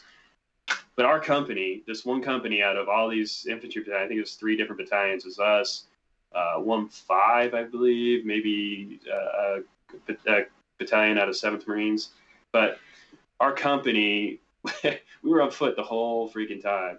So we didn't get helo inserted anywhere. It sucked. We had to like start walking from our patrol base, just due south along this route, which is just totally riddled with IEDs. And we're just walking for days, and we're like running low on food and water. We're just kind of sleeping out under the stars. It was pretty cool experience because, like, as a Marine, that's what you want to do, and that's kind of your thing. You know what I mean? That's like you've trained for all this, and we certainly saw our fair share of action. And then there was this really cool moment, though. You mentioned earlier, once you detach, once you leave the ARDA unit, you got this close-knit group of guys that go to the infantry battalions. While you're in the rear, you might see each other every once in a while, but then after that, you don't see each other. Mm-hmm. Like, once you go to the individual line companies, you don't see each other after that, right? But you're really close, and I was really close with the guys, the other FOs that had detached or attached to 2-8. And there was this really cool moment where Echo Company 2-8, they were just under a lot of heavy fire, and we had kind of set up our position after walking. I think we ended up walking three or 4 days. We ended up finding a location where we were going to set up, and so they detached one platoon of Golf Company, as my company, to go reinforce Echo, which really sucked because we just got done walking 3 or 4 days, and it's so hot and miserable, and you get shot at and blown up and all this stuff. And they're like, okay, well, you need to keep walking for another day and a half or so to go link up with. And again, no helicopters. We're just going to walk down there. That's crazy. And so, yeah, and there's no vehicles because nobody can drive on the roads because it's just that's asking to get blown up. So we just walked down there. But there's a really cool moment where right after that smokescreen mission I was just telling you about, where we had the wind blowing in our face. Like I was sick. I had like this E. coli thing going where I was throwing up, and it was just I couldn't keep water down. And we were getting back to this patrol base after this really intense enemy engagement, and I feel like I'm about ready to pass out. Like I'm like the black is closing in on me because I'm just like dehydrated, right? And my buddy, my FO buddy, is like right there at the doorway when I'm coming back to the patrol base with a cigarette, and it was like the most beautiful, magical moment for me at that point in my life. That was really cool, though. Yeah. Those are a story from our deployment. Things like that, man, you can't really fully understand unless you're there, like seeing someone like, hey, what up? Like, man, yeah, how's it going where you're at? Yeah. Yeah, man. It's Andrew Dishinger was his name. I don't know fucking Dish. Yeah, man. Yeah. Yeah. So me and Dish are real close. We're still real close. But yeah, so Dish is like sitting there with a cigarette. He's like, "What's up, dude?" And I'm like, "Oh man, I got like rounds down my flak because like we were like in this engagement, we're like all laying down in this field next to each other, and the doc just next to me is like firing off rounds, and all his shell casings were just going right down my vest. It was just miserable. Yeah, man. Yeah, living. That's funny. You talk about walking for 3 days, like, and you mean it too. You know, like people may not understand. Dude. Like you actually mean just get up and here we go. Start to move out again. Sun up to sundown, man. It was terrible. Well, I mean, it was a cool experience looking back at it from a distance, but during it, it was just like 800 milligram ibuprofens and water and walking, and that was it. It was, and then the occasional engagement, but yeah, it was the guys really pulled through that. I mean, there was, as an FO, you're carrying what, a radio, you're carrying some what are they, vector, vector dagger, batteries. Yeah. But so I had like 70 pounds of equipment max. There's some guys carrying freaking 50 cal tripods and 1,000 rounds of 7.62. These guys certainly had it worse than I did. Oh yeah, man. Yeah, the load, it's crazy, man. Everything that comes out, it's like, oh, look at this new lightweight piece of gear we can carry, and it's like, bro, when you give me 100 pounds of lightweight gear, it's still 100 fucking pounds. You know what I'm saying? Like the stuff that we carry compared to our counterparts in like Vietnam or in like World War II, like we just look ridiculous. I think probably. Well, we certainly. I mean, most of it was water too, right? I mean, like I would go on patrol with like 5 liters of water. It was just, most of it was water because you had no idea how long you'd be out there. I mean, there would be times where we'd just end up staying out, that we wouldn't come back to the next day or something for whatever reason. And so water is. How often were you interacting with the locals? Every day they were out there. I mean, because you're in the villages, right? And so if you're walking through a village, there's no way to avoid them. In fact, we weren't trying to. We wanted to, sort of develop a relationship with them. So, of course, I had a limited, as an FO, I had a limited engagement with them, but we were always out there trying to cultivate some trust and figure out what they needed. Medicine was always a big thing. Mm-hmm. Like, when we had this girl come in with like really bad burns, so we treated her. The kids love, I don't know if you experience this, but the kids, they love pens and like pencils and stuff. Like that was just the biggest thing for them. They loved it. Anything. We did a lot of that stuff. So yeah, every single day we'd have like these, I don't know what you would call them, but these sort of powwows where we bring all the village elders, like the Shuras, from all the villages. Yeah, we just bring them onto the patrol base and kind of sit down and listen to whatever their complaints were, which usually their complaints were something along the lines of, we don't want you here, sort of something like that. Nobody was shooting at anybody until you showed up, but and there's nothing we could do about that. But that's what it was like. Yeah, dude. Did you notice like a change in the atmosphere though, like when you were getting ready to get attacked? Or I can remember going and saying and just seeing like whole villages just start clearing out. You see the women and kids leaving, and they got goats with them, and you just see them streaming away from their homes up to the road and like trying to get out of the area because they know something's about to happen. Or I always told. Yeah, you're 100% on. You hit the nail on the head. This is what I would tell the junior FOs when I got back.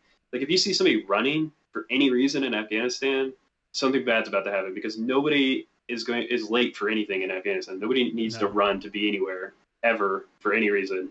So if you're like walking up on a village, which you can, how it is, you can, well, maybe it's different in Sangam, but down in Garmshire, it's all flat. So you can see the village, a few hundred meters out, you can see people, women and children packing their stuff up and leave it. If some of them are, running or just getting out of there, it's like, it's about to hit the fan. Yeah.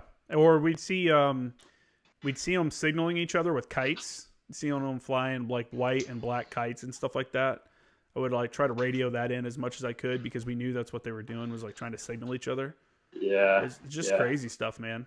And you pick up a lot of ICOM chatter too. They would be talking back and forth, but they would do that all the time. So it's hard to tell whether it was, ever legit or not. But did you ever, I don't know if you ever worked with your linguist very often, or I had a different experience because I got to go, I did the traditional fire support mission with 3-6 as the fires chief in 2011 in Marja.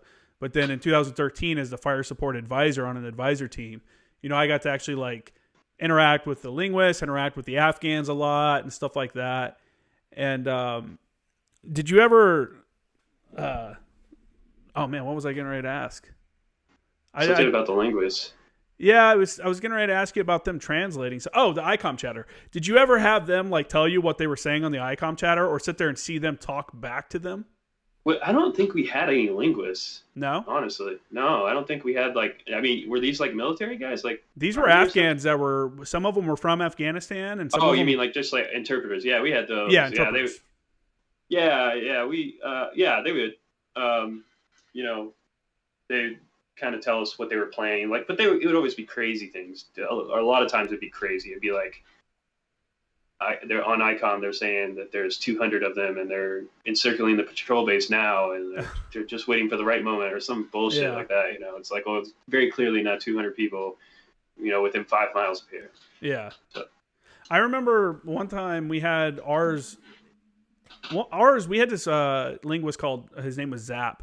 And he was a Tiger Team guy, so like a special operations like Afghan dude. And he left that to become a linguist because he made more money. I think that's kind of the story I heard. But he was pretty funny, and he would like talk shit to the Taliban dudes through the radio. Like when we would like be getting into contact or something like that. Yeah, he'd be like, "Fuck you guys! Like we're gonna kill you." And they're like, "We're gonna cut you and your Americans' head off." Like he'd be telling us all this shit. And but I remember one time I was trying to get a control on a tree line that had a couple guys shooting at us, and fucking 3-4, man, they wouldn't approve anything. Yeah. So I didn't get the control, but I was like, all right, well, hey man, at least do me a solid and do a show of force on a gun profile. Yeah. And so this dude does, and we hear the chatter, the ICOM chatter, the Taliban commander was like, told his dudes, like, don't move, stay in the trees, don't move, they're not actually going to shoot. Like he knew that we weren't going to be able to shoot them. He's like, just don't move. And I was like, man, this is some bullshit. Like they know the rules that we're under and are using them against us. And I'm sitting here listening to it. You know what I'm saying? Like, it's like if you do shoot, then it's like you cheated. You just you broke your own ROEs. Yeah, I'm reporting you to the JAG. Yeah, man. Yeah. I don't know. When were you? What year were you there? 2011, and then I was in Sangin in 2013. Yeah. So 2009, I'm sure they tightened up because it seems like they, that's always for sure. That's the the general direction of things. But it was we kill all the morons up front. Yeah. We had some discretion. We didn't get a lot of rejections of fire missions or anything like that. But, I have to say, though, I don't think our battalion killed a single, there was no collateral damage that I was ever aware of. So they did a good job. And when I was there in 2011 with 3-6, it was pretty, even in 2013, it wasn't because of the ROEs, it was because of the commander. The ROEs, we were perfectly within our rights to drop more than we did, to the point where sometimes we just said fuck it and just started using our Afghan mortars. They had the 82 millimeter mortar, and we would just be like, fuck it, dude, these guys aren't going to help us. Like we'll watch them drop HIMARS or bombs on a hillside as terrain denial, but they won't drop on a tree line that we're literally taking fire from, or a spot that I literally watch a guy with a weapon go into. I remember telling him one time, hey, I seen a guy go into this. We had this area called we called it the Broccoli Head. It was on the riverside. And these guys would get on a little raft and come across from a village across the river on this little raft. They pull themselves across. And we would sit there and watch them just unload shit into this tree line. And we're like, dude, those are definitely not good dudes. Those are definitely, but we never saw them carrying a weapon out in the open. But we knew this was a crossing point for fighters and shit. And I spent many, many hours of my life laying there on a Leupold spotting scope or the LRTV, the long range thermal viewer, watching this single spot and writing in a logbook, hey, military age male, brown, whatever. And then I saw a dude come out with a gun, carrying a gun. And I'm like, oh shit, there it is. Like we got them. Like, they were finally, fuck, dude. And I radio it in. And there was some sniper or somebody at 3-4 was like, how far away is he? What's he saying he's using to spot it? There's no way he could be spotting an actual weapon from that. Trying to second guess what I'm like, you got to be kidding me. So we ended up just shooting Afghan mortars at these guys. And to just add, more on top of it, these dudes are running into the mortar fire to pull shit out of the tree line that was inside the trees. We're like, no one that's innocent or doing anything that they shouldn't be doing would be doing that right there. Like, this is fucked Yeah. up. But and it wasn't because the ROEs wouldn't allow it. It was because our command was too scared to do anything. Because these commanders know if they have something bad happen, they're not going to pick up their star. Ass. Yeah, man. Yeah, we had this really ridiculous. It's kind of, that reminds me. This is sort of a different situation. We had this really ridiculous, I don't know, display, I guess, where it was somebody's idea. You know, there's drugs everywhere, right? In Afghanistan, they're just all over the place. And there's like these drugs, is like this. I don't know. It's like heroin of some sort, but it's early on in the process. You know, like those bags of whatever that stuff is. That's just fresh opium, baby. Yeah, whatever. Yeah. So we would come across just all kinds of that stuff. And it was somebody's idea for us to put all these drugs in this giant heap just south of Garmshire and call in an airstrike on it for like the ABC embedded reporters and all these, like the NPR guys and all these embedded reporters with us. And it was like, you know, that'll show we're here, you know, cleaning up getting rid of all the drugs and stuff. And it was just ridiculous because there's just like just huge bags of opium just flying everywhere, and just like it was ridiculous. It didn't do anything positive, yeah. No. In fact, that was one of the big complaints. Was, you know, that was sort of their source of income with a lot of the farmers down there was opium. Yeah, that was part of our. Like, go ahead. Yeah. Well, we were like, you know, I don't know, this wasn't part of my personal mission or something, but. You know, I'm sure the battalion commander and the company commanders had some sort of guidance on that stuff, and it was always, you know, get rid of it if you see it or destroy it if you see it. And so we didn't make very many friends of doing that. Yeah, man, that was definitely a source of income, and that was one of the mistakes Americans made, was not introducing a viable alternative. I think I read in a book, there's a book called War and Decision. I think that's the name of it. And they talk about the early decisions by U.S. aid and stuff like that to send like advisors there to try to teach them how to grow corn and wheat and shit that they don't like. It's not conducive to their terrain, like the shitty terrain and stuff like that, or shitty farmland.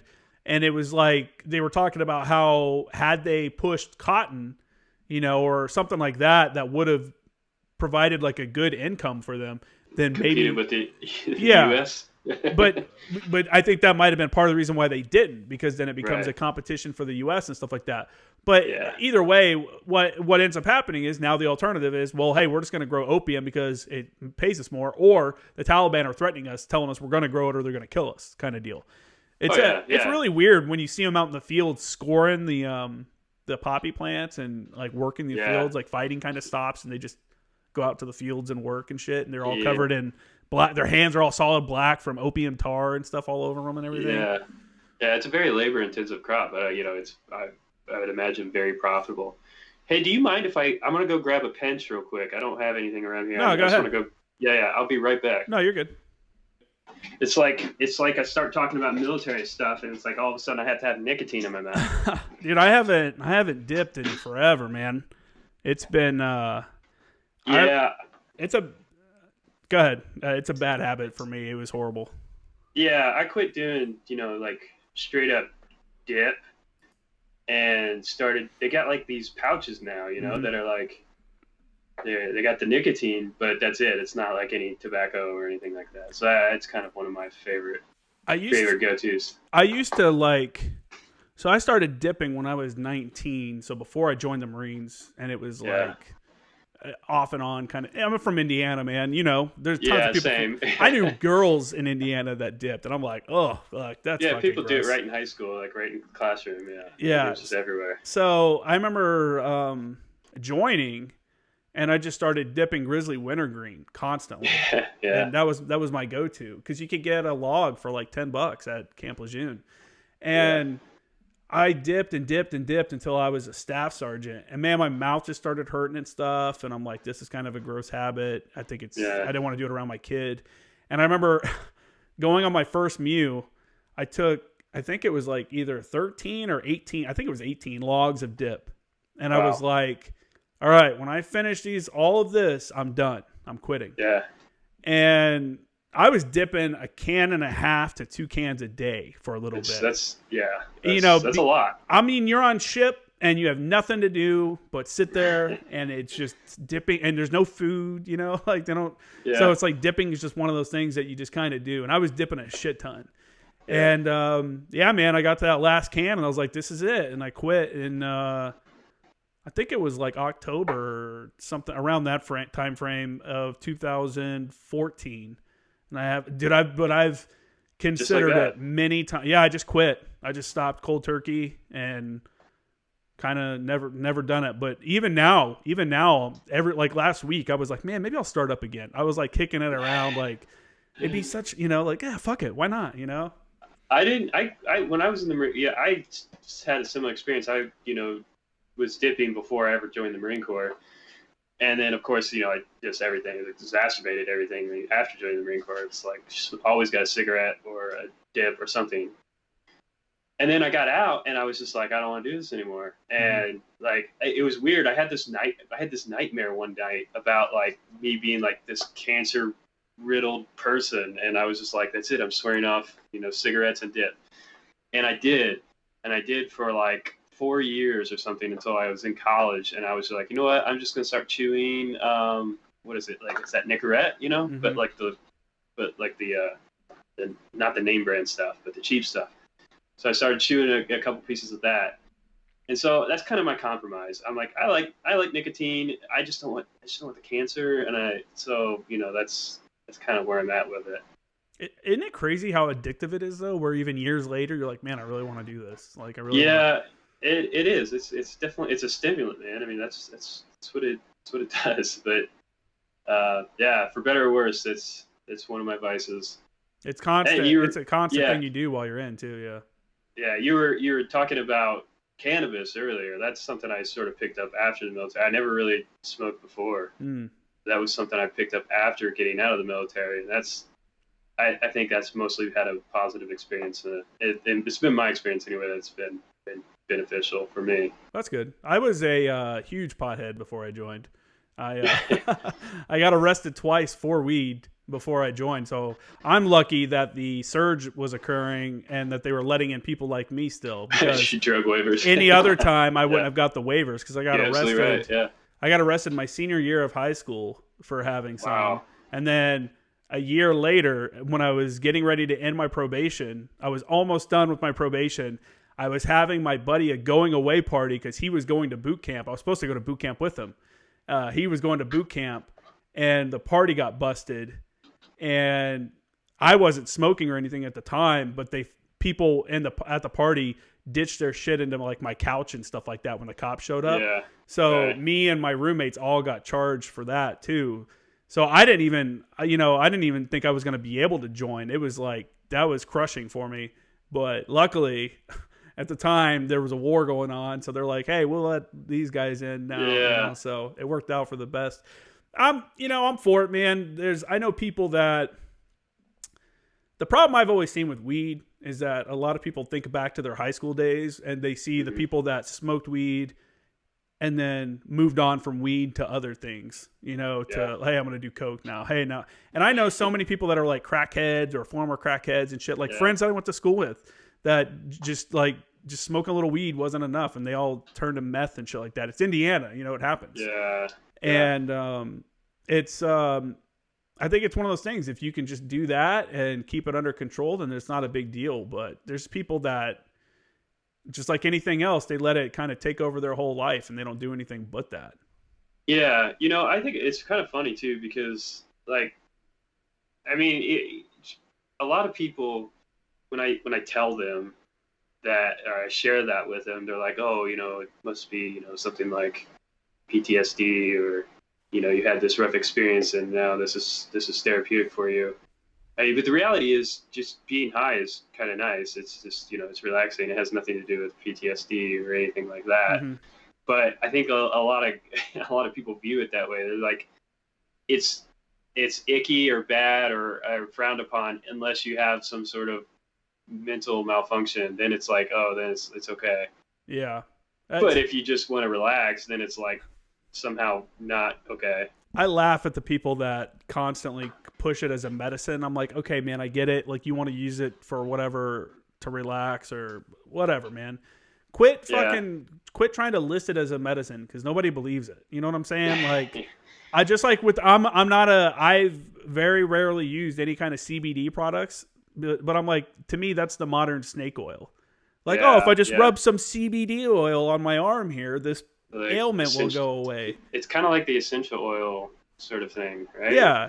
It's similar. It's like, yeah, I've never really bought into any of that stuff either. I just like to occasionally get high. That's kind of my just like thing, you occasionally like to have a drink and stuff like that. And I'm gonna get some hate probably from people that are like using it as medicine. That's fine. You know, you should use it if that's what you're using it for. And I'm not saying there's never people that aren't using it as like as a substitute for a medication. But there's a lot of people saying that it's a medication that are not using it as a medication. They're using it like they would alcohol. They just fucking get high. Well, there's nothing wrong with that. Just admit it. The reality is there's all kinds of things that aren't necessarily physiologically, tied to like some sort of outcome in your body that act as a medicine. Like for me, I really love playing guitar and I really love fly fishing. Like those are my things. And I would argue all day with you that those provide therapeutic, medicinal sort of benefits, but nobody's going to argue that playing guitar is somehow, has any sort of medical effect on anybody's body. I don't know, man. Nowadays they have therapy sessions where that's like one of the things you do is learn how to play guitar and stuff. You know. That's But if you didn't enjoy guitar, you probably wouldn't get much out of that. It's the same with weed. You know, if you don't really enjoy getting high, then it's probably not going to be very therapeutic for you. Yeah. People that have never smoked cannabis probably look at cannabis like I do with acid. I've never taken acid. And I imagine it's awesome. And I know a lot of people that love it. But I'm like on the outside looking into the unknown going, but what if? What if I'm the dude that loses his mind? And, and cannabis isn't even like that, which is, I don't know. But anyway. Yeah. Yeah. No, I mean, yeah, I totally agree. I've never done acid either. I think that's probably on my bucket list, but, I don't know. Yeah, have one life to live, man. If you're like 60 years old and you're like, fuck it, why not try it? You know? Yeah, because I mean, if it just makes you go insane at that point, you only have 20 years left. And maybe, yeah. If you're an old dude, like dabble in some shit. If you're like on the edge of death, what's the worst that could happen? You're gonna die anyway. You might as well see what the. Then you look back and you're like, damn, I should have been doing this my entire life. What was I thinking? Yeah, yeah. Well, fly fishing sort of was I always loved fishing. I mean, you grew up in Indiana, fishing is sort of a thing, it's like an outdoor activity. It's like either hunting or fishing. Fishing was sort of my thing, and but fly fishing Indiana's not really like known for fly fishing or anything like that. But when I was wounded, I spent like 10 months, I think. I was 10 months. It was a little over a year, so it had to have been more than 12 months in the hospital, and what's now Walter Reed. It was Bethesda Naval Medical Center at that time, and this group came by and they're like, hey, we just take wounded guys fly fishing. That's what we do. That's our thing. And I was like, oh my God, this is awesome. I want to know how to fly fish. And he took me fly fishing. And I was at like a really just like deep, just low point in that point in my life. I was just like super depressed. I just lost an eyeball. My girlfriend of, a few years at the time was up at Purdue, and she had just broken up with me right after I lost my eyeball. And I was like, everything was going wrong, it seemed like. And then my unit was still in Afghanistan, and they're still losing guys like every week. And so I was like, fuck it, I'm going to go fly fishing.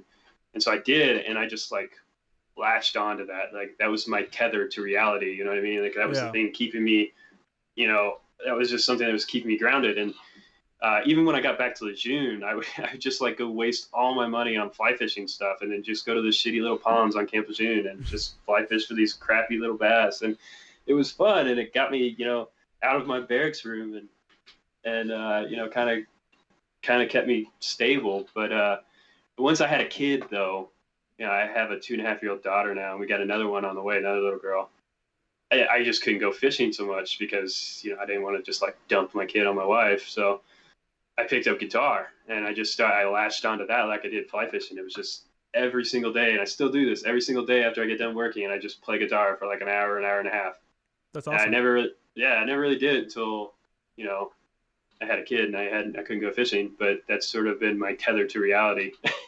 I think everybody needs an outlet. You know what I'm saying? Like if you're just going through this life and your life only revolves around work and taking care of family issues and stuff like that, and you're never taking like an hour of your day or even a whole day to yourself to just kind of enjoy something or experience something new, then I mean, that's got to be a shitty life, man. I mean, I can't think of how miserable that is to just go to work, come home, deal with home issues, then go to sleep, wake up, go to work, and it's just constant. And there's a lot of people stuck in that cycle too. And, you saying, hey, at the end of the day, I'm going to take an hour or 30 minutes or whatever. You could do that with anything nowadays and learn anything. People can learn anything they want from YouTube. I've considered putting on my schedule a 15-minute block at least a couple times a week to learn how to draw. Just to open up a YouTube video, like a 15-minute tutorial, and just kind of do it. Because drawing is one of those things, like guitar playing. Yeah. You don't learn it, you don't just start out amazing at it. You have to put in a lot of time and a lot of mistakes. And yeah, man, I think that's awesome that you're doing that. And I think more people need to realize that and find what outlet really kind of turns them on.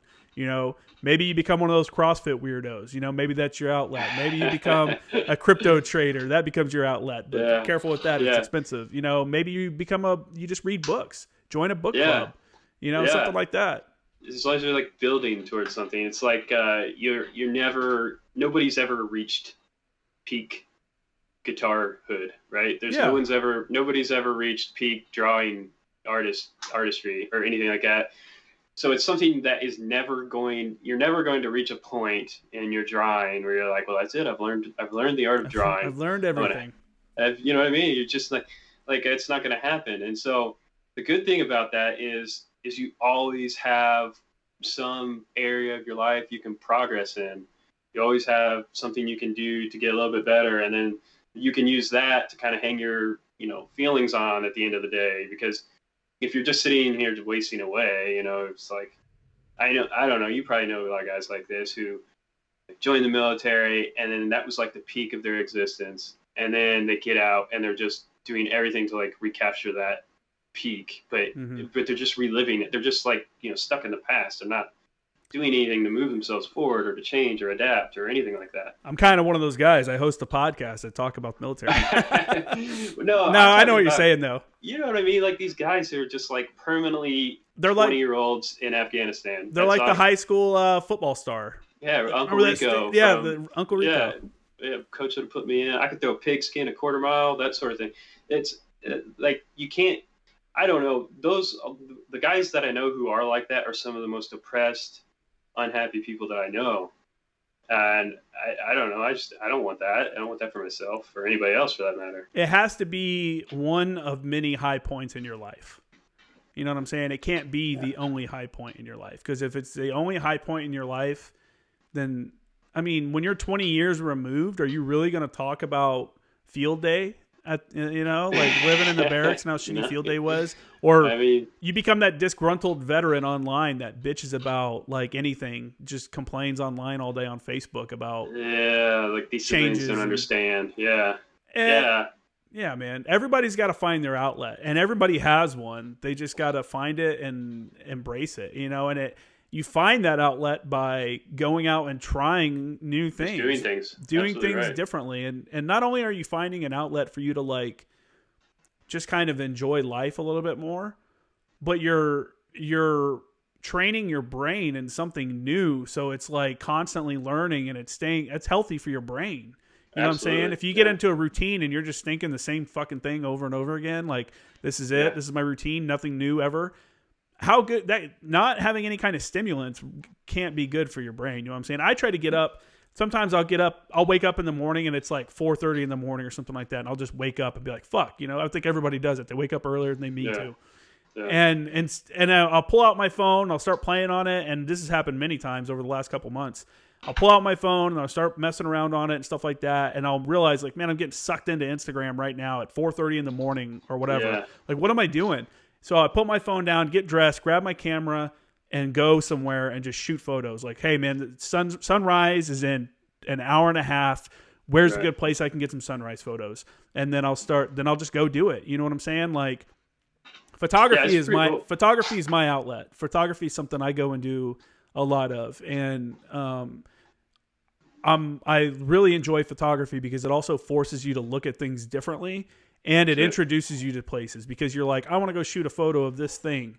well, I have to go there, so let's go Right. check it out. You know what I'm saying? Like why else would I go out to, like I drove out to Neyland, California. For those that don't know, it's like, what's that lake out there? I'm trying to remember what it is. Anyway, it's a deserted lake town out in the middle of the desert.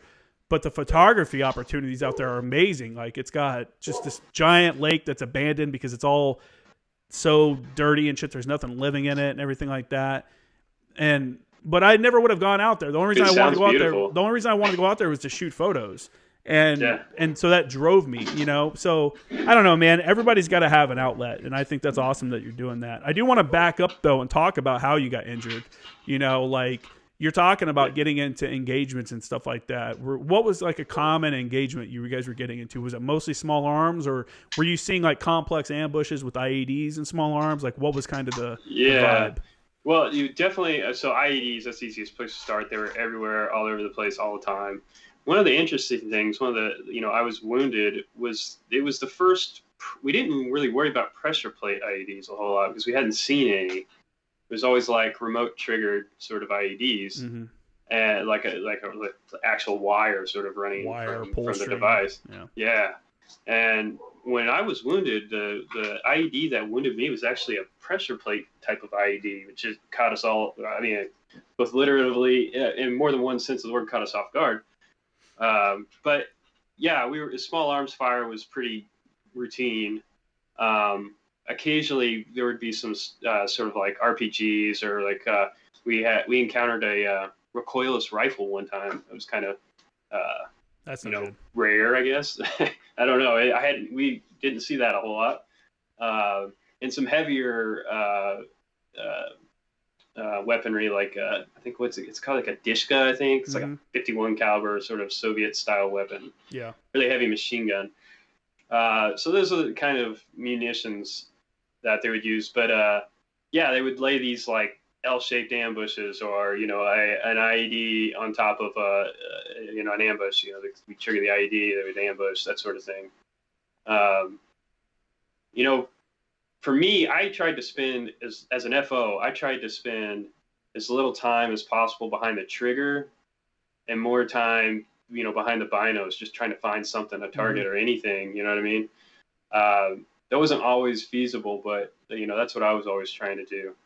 But when I was, being the only FO, the only officially trained FO, if you will, in the company, it was a lot of work because, we were sending squads. I think when we first started patrolling, it was a squad. Then we would send we started taking casualties. We started sending out, like these 2 squads, and then we'd have like a satellite squad or something like that, kind of just kind of watching over them. So if something happened, they would be right there.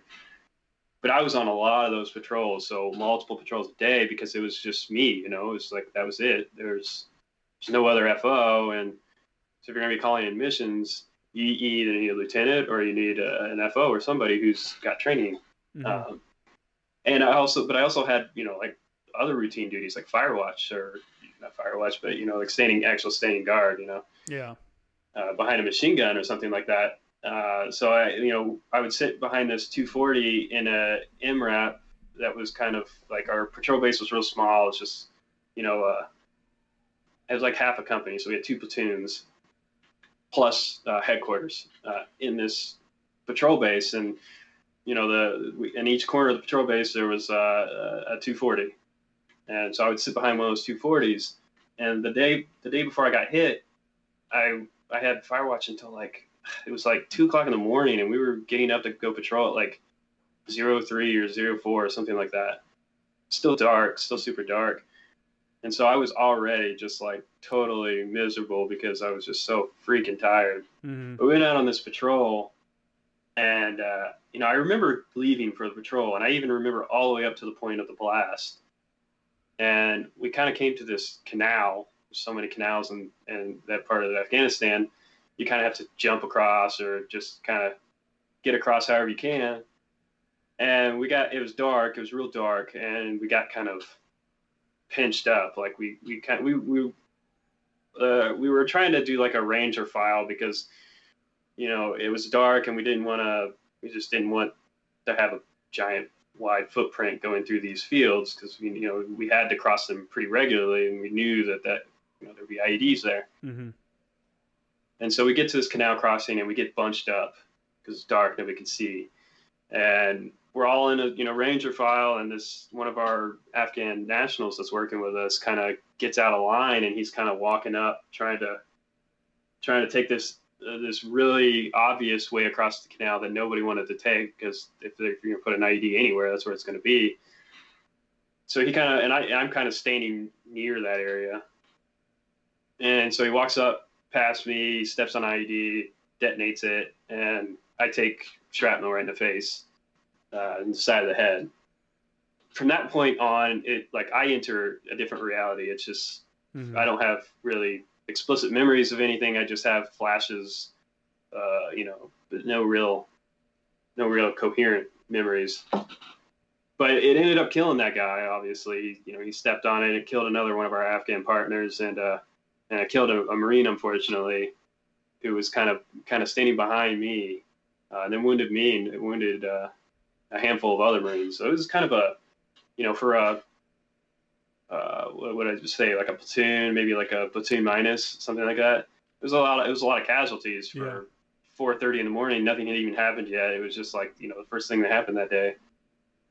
And, it was just, for me, it was like I was walking and I was awake and conscious. And then I just entered this dream world of just pain and no sound. It's like no sound at all. Cause when you're that close, it's just like lights out. There's no sound. Mm-hmm. I just remember being so goddamn thirsty. Like I had this unquenchable thirst, and Army Black Hawk came in and medevaced me. And after that, I remember waking up in, what's the name of this patrol? It was like a bigger patrol base. They had a fire base, actually. They had a little hospital there. And I remember trying to I didn't know I had my right eye had been destroyed. I had no idea. And when they bring you in for something like that, they're like cutting your clothes off, Mm-hmm. And I wake up while they're cutting my clothes off. I'm like, what the fuck's going on, And I'm trying to claw whatever I think is on the right side of my face. I'm trying to claw it off because I don't know that's just that side of my face is just destroyed. So I think something's blocking my vision there. And so they put me out for 3 days after that. I was in a medically induced coma for the next 3 days and woke up in Germany. But the interesting thing is that when I woke up in Germany, I knew exactly what had happened. I knew I knew where I didn't know I was in Germany, but I knew that I'd been hit by an IED.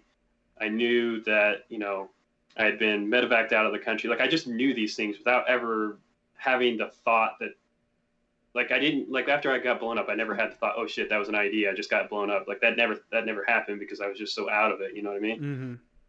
But I come out of this 3-day coma and I'm just I just knew. And they're asking me these questions do you know your name? Do you know what year it is? Who the president is? All these questions to make sure that I'm with it.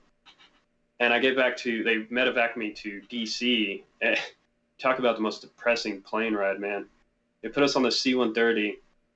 And for the guys who had sort of severe wounds, they have this line of racks right down the middle of the C-130. And I was in one of those racks, and they had hooked up oxygen and stuff.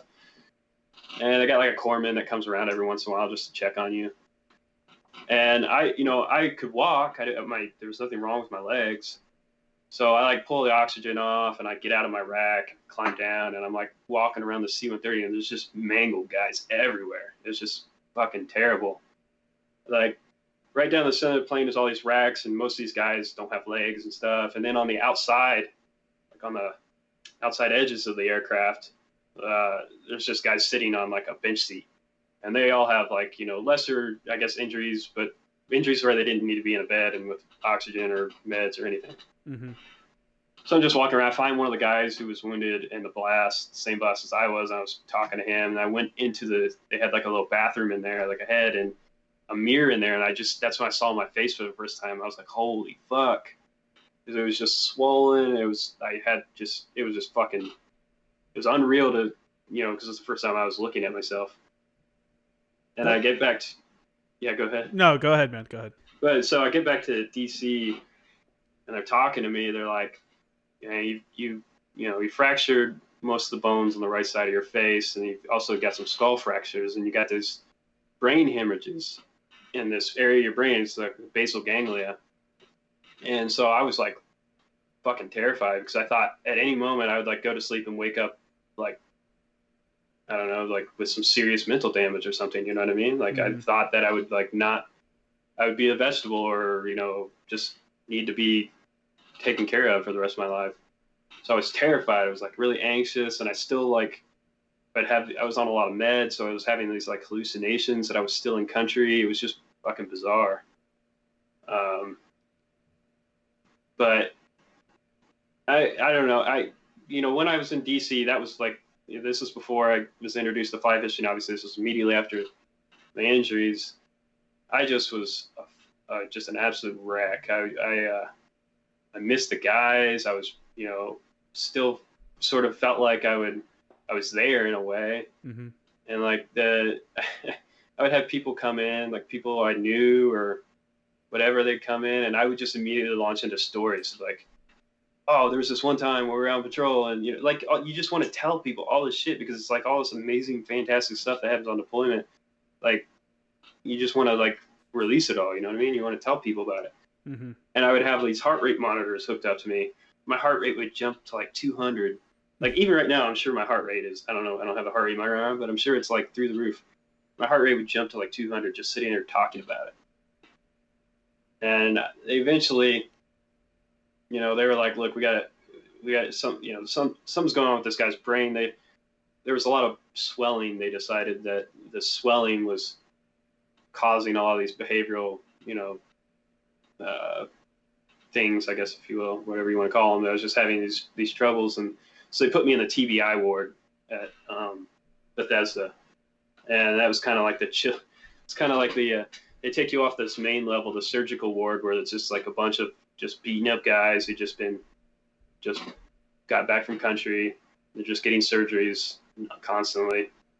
And they put me on the TBI ward, which is almost like a hotel type of environment. It's really chill and relaxed, and they got this relaxing music, and they got, like psychologists and stuff that come up and talk to you.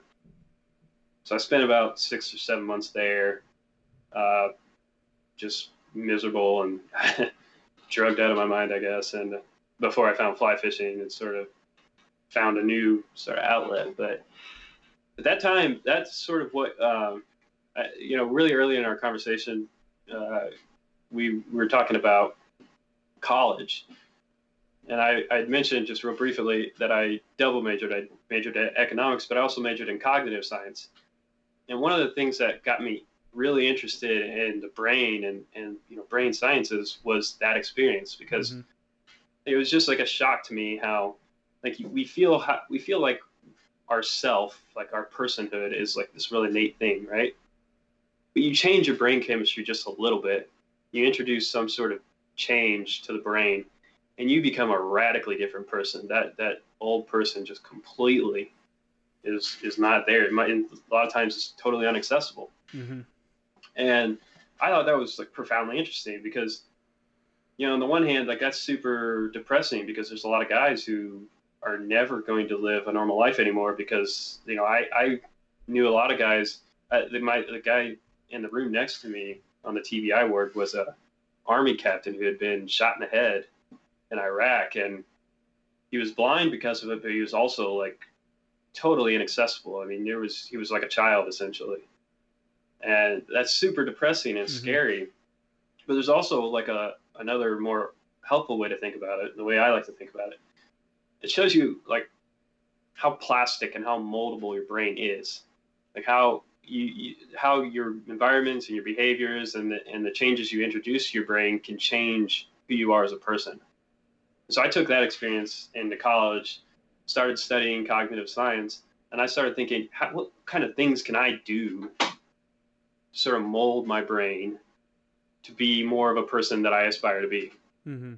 Which sounds really, I don't know, I guess maybe a little cheesy, but I really latched onto that idea because it gave me hope. It was like, I don't have to be just one of those TBI guys, you know what I mean, who can't remember everybody's name or face and anything like that, I could, take up guitar, or I could learn all about investments, financial markets, and this sort of thing, and really absorb myself in that world and actually change who I am as a person. Yeah. Be able to think in ways that I couldn't at that time think. So those things have been really what have kept me interested in life, is being able to look at how, admire people who are very, intelligent and have accomplished very incredible things, and then ask myself how I can change my environment or my habits or whatever to make myself more like that. Mm-hmm. That gives you an unending source of progress, or an unending source of hope that you can always fall back on. Definitely, man. Yeah, I think anything that we talked about before, like you playing guitar, or maybe learning how to draw or doing photography, all of those options are a lot better than wallowing in like self-pity and like, I got wronged, I have had a shitty luck, this is why am I the one that got fucked. And you know what, man, I get it. I don't actually get it. I can never understand what someone that's lost their legs is going through mentally, and how that's got to be like, I mean, obviously a life altering and mentally like challenging event to go through. But I do know, just by virtue of like doing these things, that anything is better than sitting there and thinking about how shitty you have it. You know what I'm saying? Right. Yeah. Like, and you talking about, hey, I want to study how I can shape the mind to like better myself and better my own situation, or better my comprehension of things. That's the key, man. Like understanding like, hey, I don't really fully understand this, I want to learn about it. Like that curiosity.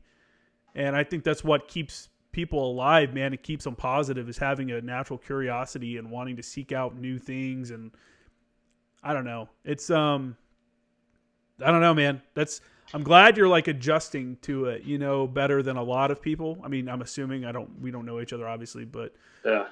It seems like you are, but I don't want it to come off like I'm passing judgment to people that are struggling and stuff like that, because I don't know what they're going through.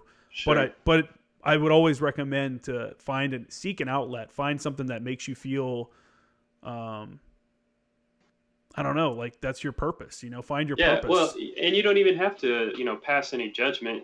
I think for people who are in that sort of situation, it's safe to say, need some sort of hope. They need something to ignite whatever it is that they're missing. Mm-hmm. And those things have provided that to me. Being just learning, even though it's not consigning yourself to the fact that you're just this fixed person, and whoever you are or whatever damage has been done to you is just how it is now. If you don't resign yourself to that fate, it doesn't have to be that way. Yeah. And so I wouldn't ever pass judgment on anybody who's struggling, mentally or emotionally or whatever. But it's very, obvious that they need some sort of, hope. They need to introduce something in their life that can tether them to this world and help them progress and integrate and, be productive members of society, that sort of thing. And that's what those hobbies have done for me. Yeah. And I don't know. I think I spent a lot of time, because before I got interested in all those topics, I kind of just felt like, if you were smart, you were born smart, and if you're dumb, you were just born that way. But I don't believe that at all anymore. I think it's really interesting to me the degree to which our beliefs shape our outcomes. Mm-hmm. But the interesting thing about beliefs is you can sort of, in a way, pick and choose which beliefs you endorse. I do this a lot. If I come to a problem or a decision I'm having trouble with, first I ask myself, is this helpful? Is whatever is introducing this problem, whatever this belief is this helping me in any sort of way? If it's not helpful to me, then I discard it for something that is helpful for me. Because it's not as if there's a concrete reality out there that just exists for everybody, and then there's true beliefs and there's false beliefs. There are some beliefs that are certainly more helpful than other beliefs, but at the end of the day, nobody can truly know in the capital K, no sense of the word, anything. So you're better off trying to find beliefs that are more useful and helpful to yourself. And for me, that means recognizing that people are able to learn and adapt. And on a physiological level, almost everybody's brain is pretty much the same as everybody else. If you cut my head open or Albert Einstein's head open, you're going to see the same lump of meat, 3-pound lump of meat that you see in anybody else's head. It's just that the beliefs that Albert Einstein was able to endorse and the tools he was able to bring to bear on those beliefs were a lot more sophisticated than the average person. Mm-hmm. There's certainly probably a degree of biology when it comes to intelligence or curiosity or different interests that I don't think that influence is as big as people think it is. Yeah. I think a lot of times, you find people that doubt themselves before they even attempt something. Sure. Why am I going to go try photography? I take horrible photos. Why am I going to learn? Why am I going to go draw? I don't know how to draw. I will never be good at that. I remember my one of my friends that got out of the Marine Corps ended up buying himself a Lamborghini, and wow.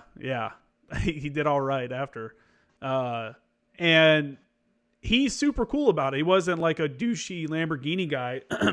He'd be like, hey, like kids in the neighborhood would come over and he'd let them hop in the car and sit in it, or he'd take people for cruises, and he's a real car guy that just enjoyed having the car.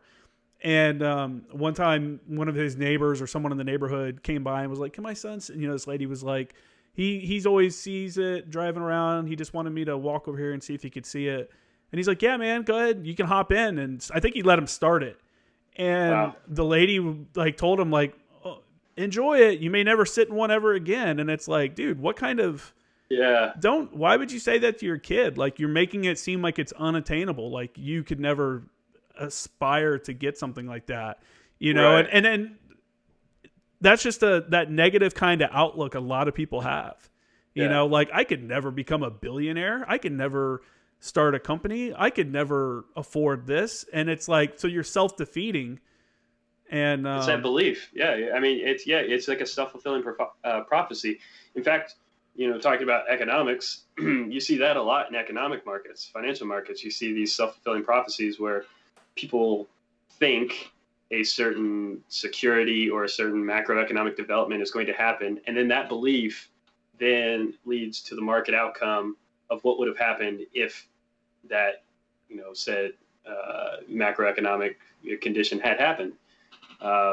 If people think that Apple is going to be worth $500, a share tomorrow, then they're going to buy it today and make it worth $500 a share today. That's a self-fulfilling sort of prophecy. Yeah. But the same sort of thing applies to us. If you already believe that there is no way a 29-year-old can pick up a guitar and learn how to play, somewhat decently, then you're going to be a 29-year-old who never did that. Why would anybody who rationally believes that do otherwise? Mm-hmm. But you don't have to endorse that belief, and you should reject it. You could do yourself a lot of good by recognizing you don't know as much as you think you know, mm-hmm. and the degree, and that goes for your beliefs. So, you might believe that that's not likely or unhelpful or not true, but is that really helping you? Is that where you want? Is that how you want to live your life? You want to live your life just believing that you're just sort of this broken person who's never going to progress in life? Yeah, man. I always look at it like when I say I can't do this or I won't be able to do this, I'm saying that everyone that is doing that is better than me. Like somehow they're better. That's the challenge I put on myself. You know what I'm saying? Like I try to take the attitude of, I was talking to one of my friends who's a major who's still in the other day, and he's like, dude, you're doing all these you're like all over the place. He's like, you got the podcast, you got a website, you're on social media, like doing these things. And I'm like, man, you know what? I got out and I just wanted to try stuff. I just wanted to be like the podcasting. If I go into thinking about starting a podcast thinking this is never going to make it, it won't work, but I'm going to try it anyway, I'm already putting myself at a disadvantage. You know, and in something like that, I came into it thinking like, this is it. Like I'm starting it, and that's like part of my life now. So it's part of it. Yeah. And I made it like a priority. You know what I'm saying? Like I don't know. I think another thing that people have a problem with too is they get older. They don't want to try a new experience and be that new person that doesn't, you're fumbling around like an idiot. Like, Yeah. if anyone wants to see an example of that, go listen to episode 1 or 2 of this podcast and tell me how the audio sounds compared to now. You know what I'm saying? But you have to go through that stumbling period where you're kind of growing and learning and figuring it out, which I'm still doing. Yeah. We talked about a little bit before I started recording about the technology piece. I'm still learning, and it's over time you just slowly get better. But a lot of people don't want to go through that initial period where you look like an idiot for a little bit, and people may be questioning, like, why is he doing that? Why is this 30-something-year-old dude starting an Instagram page? Why is this dude, and that's just how it is. I think too, people they're afraid of like the time commitment, or they're afraid of, like they feel like, I would love, it's like, have you ever, I don't know if you work out or not. I like to work out. Sometimes I want to go to the gym, but I just don't want to go to the gym. You know what I mean? Like, I want to do that, but I don't want to. Mm-hmm. And it's like it's like a meta desire. You want to do it, but you don't want to do it. I think if, the degree to which you're interested in something, I think is largely a function of how much time you invest in that thing. Mm-hmm. Like, there's a lot of shit in the financial world that is innately boring, like taxes, or just interest rates, just shit like that nobody gives a shit about. And I could say that I would be one of them, but I surround my stuff with that every single day. I read about it even when I don't want to read about it. I just make it part of my headspace. Yeah. And what ends up happening with that, and I do that because I recognize it's good if you're running an investment advisory business, it's good to be knowledgeable about things like interest rates and taxes and that sort of thing, even if they're boring. Mm-hmm. So I want to be knowledgeable. I want to provide that value to my clients. But what I found is the more you occupy your headspace with those things, that it just becomes an interest. It's not as if you're innately born with any sort of interest. You're not. Your brain occupies it with occupies itself with it, whatever it's being stimulated by, whatever information you're providing to it, whatever it's trying to make sense of in the world. And if that is interest rates and taxes, then you're going to dream about interest rate and taxes. Your ears are going to perk up when you hear somebody talking about it. You're going to notice things in the news more often.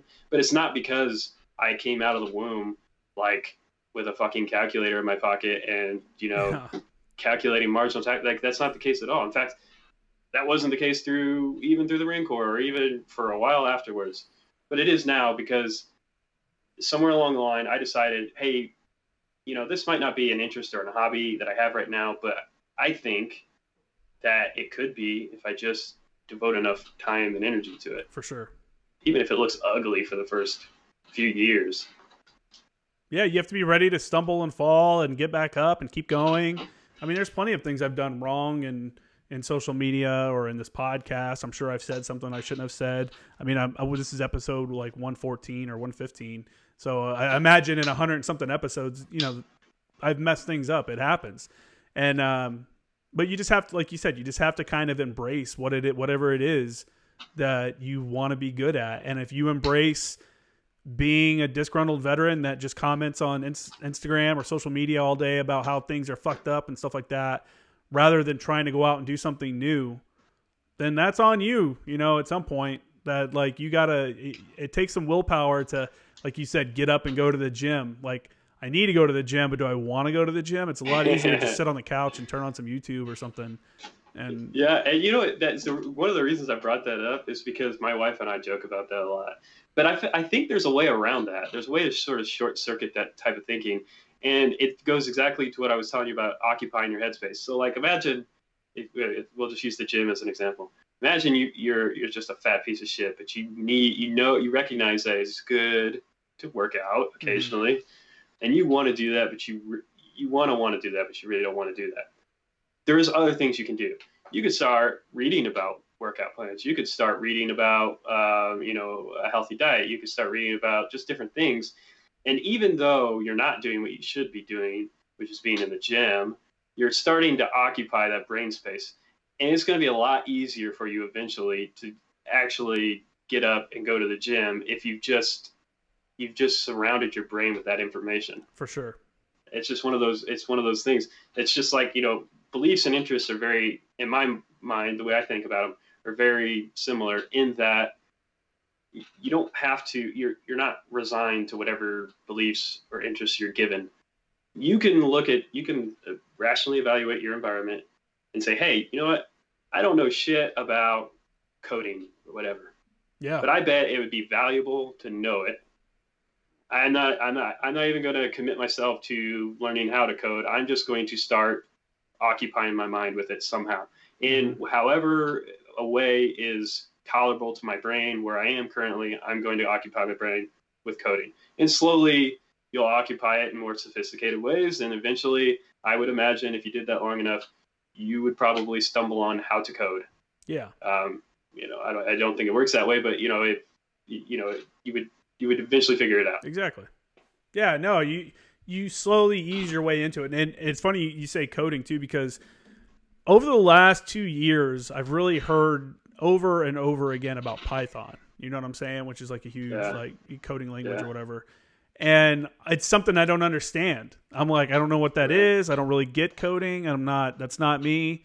But I don't want to be like, if my mom's listening, I'm sorry, but I don't want to be like my mom who can barely use her phone, or use the functionalities on her phone or something like that because she doesn't understand the technology.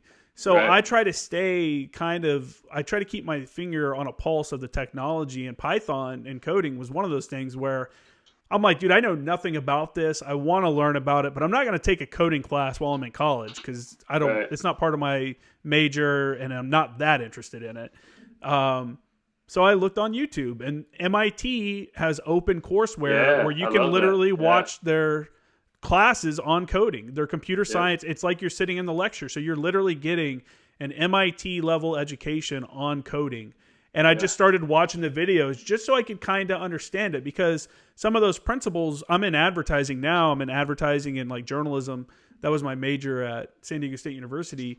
And using some of those principles for like search operators when you're like looking stuff up online. Like if I want to find very specific information, you can use the operators that you learn in that to like kind of really dig in on something specific. Sure. But it has applications. But again, I was curious about it. So instead of just continuing to be curious and not know anything, I'm like, well, fuck, I have the internet. Let's look it up and watch a little video and just kind of see what it's about. It blows my mind. I think people haven't fully realized that in their pocket, in their hand, is all the world's knowledge. Everything you've ever wanted to know, plus so much more, is in your hand. But people will sit there and argue about something rather than looking it up, or it's just it's crazy. Yeah, I'm glad you brought up MIT's open courseware too. I've used that a number of times. I've used it for the different finance classes.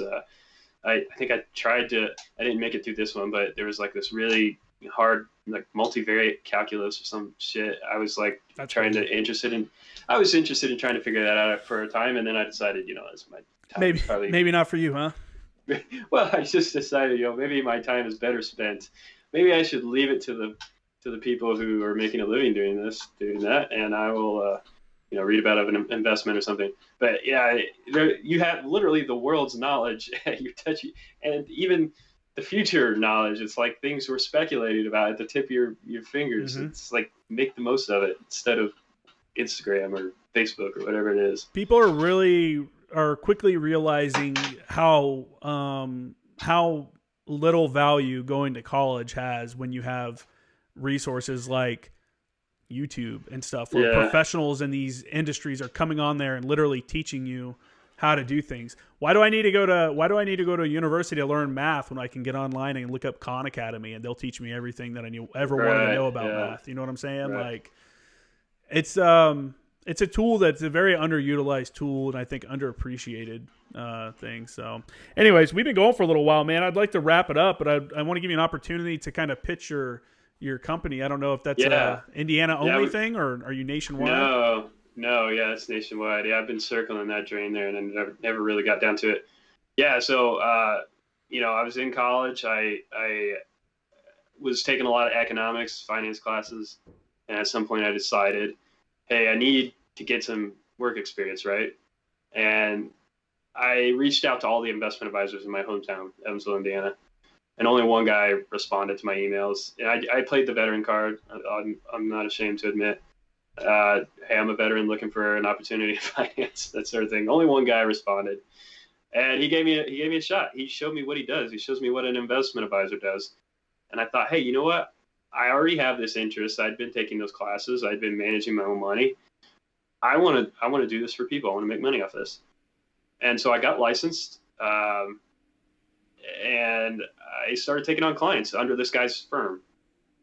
When I reached graduation, I had about 19 clients, just under $1 million in assets under management, which is really small. It's very, very small. It sounds, anytime you throw million around, it sounds like a lot, but it's not. It's a really small, portfolio.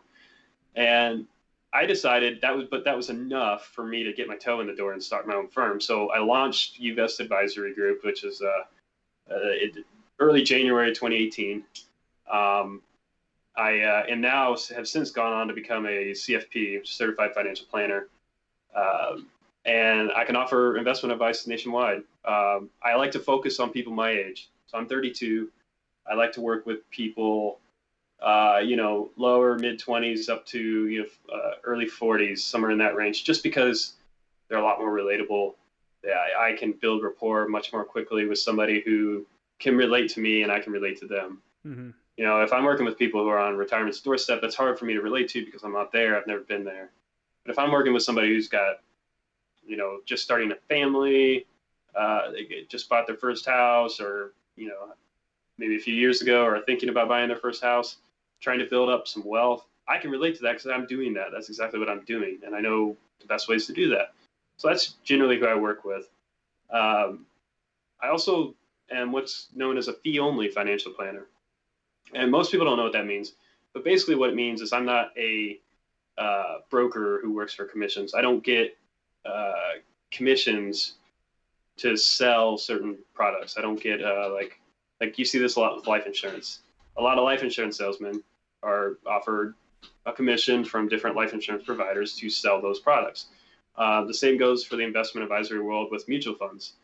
But I don't work for any of those companies. I don't receive any commissions from those companies. Instead, my clients pay me directly for advice on their portfolios. Mm-hmm. So they'll come to me and they'll say something like, "Hey, Eric, I got this 401k I need to roll over. How do I do? What do I do? I don't know what to do. I don't know what the implications are. I don't know how to invest it. Can you just help me out?" And I'll say, "Okay, yeah, absolutely. This is how we're going to do this. I'll manage your account for you. I'll place all your trades. I'll stay on top of paperwork. You'll pay me directly for this, just as a percentage of your account, and we can work together. But at no point do I have the incentive to sell them anything. I only have what's called a fiduciary obligation, which is a legal obligation to make investment decisions that are in their best interest." Yeah. So I like working that way because it's cleaner. There's no conflicts. It's, I don't have to convince somebody I'm not just selling them something because I want the commission, but that, it's really in their best interest or anything. I can avoid all of that. Yeah.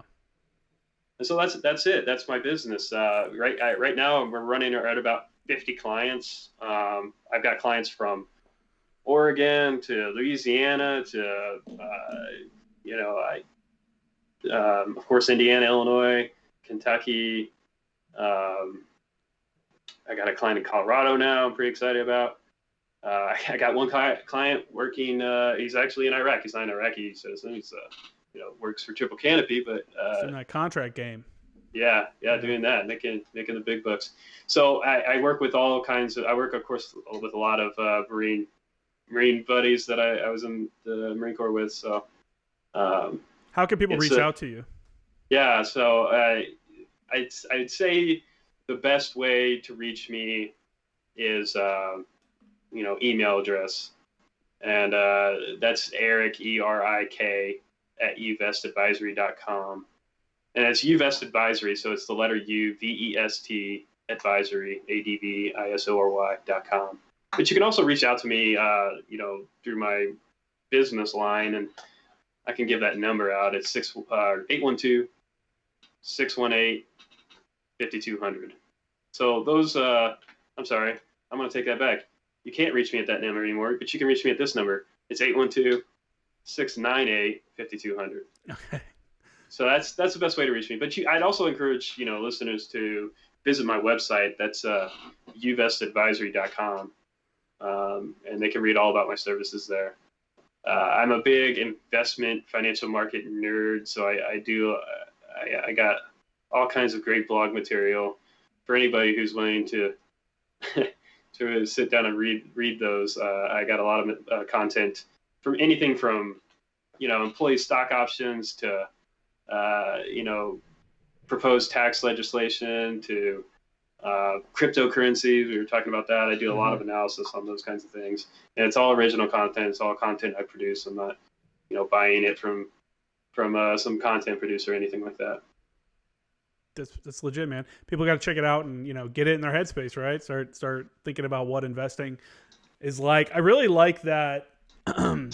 Hate it or love it, the cryptocurrencies and stuff like that. But I think it has opened a lot of people's eyes to how actually easy it is to invest money and get in the market. Like there's this narrative. 100% right. Yeah, this narrative for decades has been only the rich people invest money and only the upper class people can afford it. And it's like, dude, anybody can get Robinhood. I personally use TD Ameritrade because that's what I've used forever. That's what I use for my clients is TD Ameritrade. But Robinhood is definitely a good thing to get into for people that don't want to spend money but want to kind of dabble in it. There's also apps you can get where you're playing with fake money so you can figure it out before you actually paper trading. Put in real money. It's a great way to learn. I'm glad to see that people are seeing that because it's not just for the rich. It's not just for and if you're saying that, then you're an asshole. You know what I'm saying? That's on you. If you're not investing, that's on you at this point. I also use an app called Acorns. I love Acorns. Yeah, man, because it's like you don't even think about it. It rounds the money up, and then the coolest thing about Acorns is it ties your savings directly to your spending. Yeah. You spend more, you save more. It's you don't even have to think about it. Yeah, for sure. And I don't even care about the returns about whatever the investment. It's into some fund. I can't remember which one. But I look at it as almost like a second savings account that I just don't pay attention to.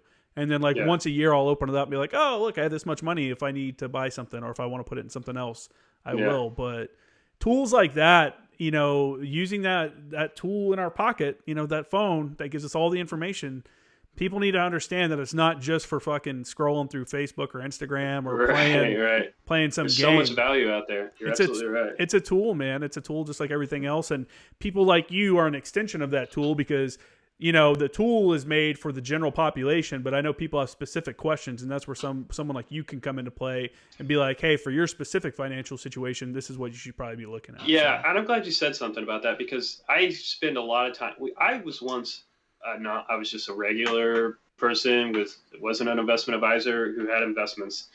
And I would be pretty upset if an investment advisor convinced me that I needed to use their services for doing something that I could just do on my own.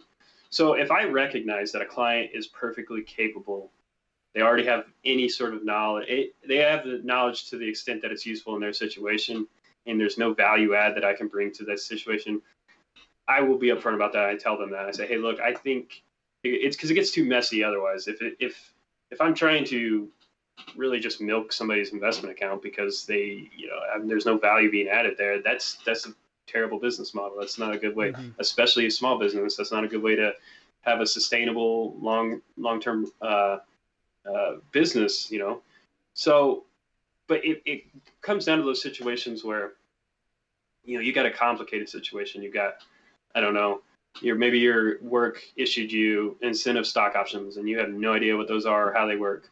Or maybe, you have this inherited IRA and you have no idea what you're supposed to do with it or what the tax implications of that are. And you have a weird situation that you don't know what you're supposed to do or how you're supposed to do it, or you don't care about investments. It's not one of your interests. You don't want to learn about that stuff. That's the value I bring to the table. I've made that my interest, so it doesn't have to be everybody's interest. For sure. Yeah, for sure, man. Well, again, man, thanks for coming on and kind of giving us a breakdown of your time in the Marine Corps and, your time as a 6-1 out there in street hooliganing up, fucking living that Lejeune life. It's unfortunate you never got to go out to Pendleton because the OP at Pendleton, OP Jacob up in the Case Springs training area. I just actually put a photo of it up on my Instagram, the @FormerActionGuys Instagram yesterday. It's such an amazing view from up there. Like you're looking off down the mountain into all these little fingers, and then you can see the ocean off in the distance and the sun setting. Completely cool. Different than standing on OP3 at Camp Lejeune and looking out at the MFA7 impact area. Yeah, it's not. Yeah, there's not much of a view there. I never made it out to Pendleton, but it does sound beautiful. Yeah, man, it's a good stuff. But I appreciate you coming on and kind of giving us your, telling us your story and about your injury and stuff like that, man. I just can't imagine. Like, that's awesome that you're doing big stuff, and I think that's inspiration for some people maybe to get off the couch and pick up a guitar or pick up, a camera or something. Hopefully, people take heed to some of the stuff we talked about and add some more like significant things to their life outside of the military and stuff like that. Yeah, just something. Doesn't matter what it is. And I don't want to. I hope I didn't come off as preachy because I don't want that either. But no. I think this has been a really good experience for me. I really appreciate you having me on. For sure, man. All right. Well, for everybody else, you can, as always, check out my Instagram page @FormerActionGuys, @JKramerGraphics. Both of those. My website's jkramergraphics.com. Hit me up. I have all the good shit on that website, and that's it.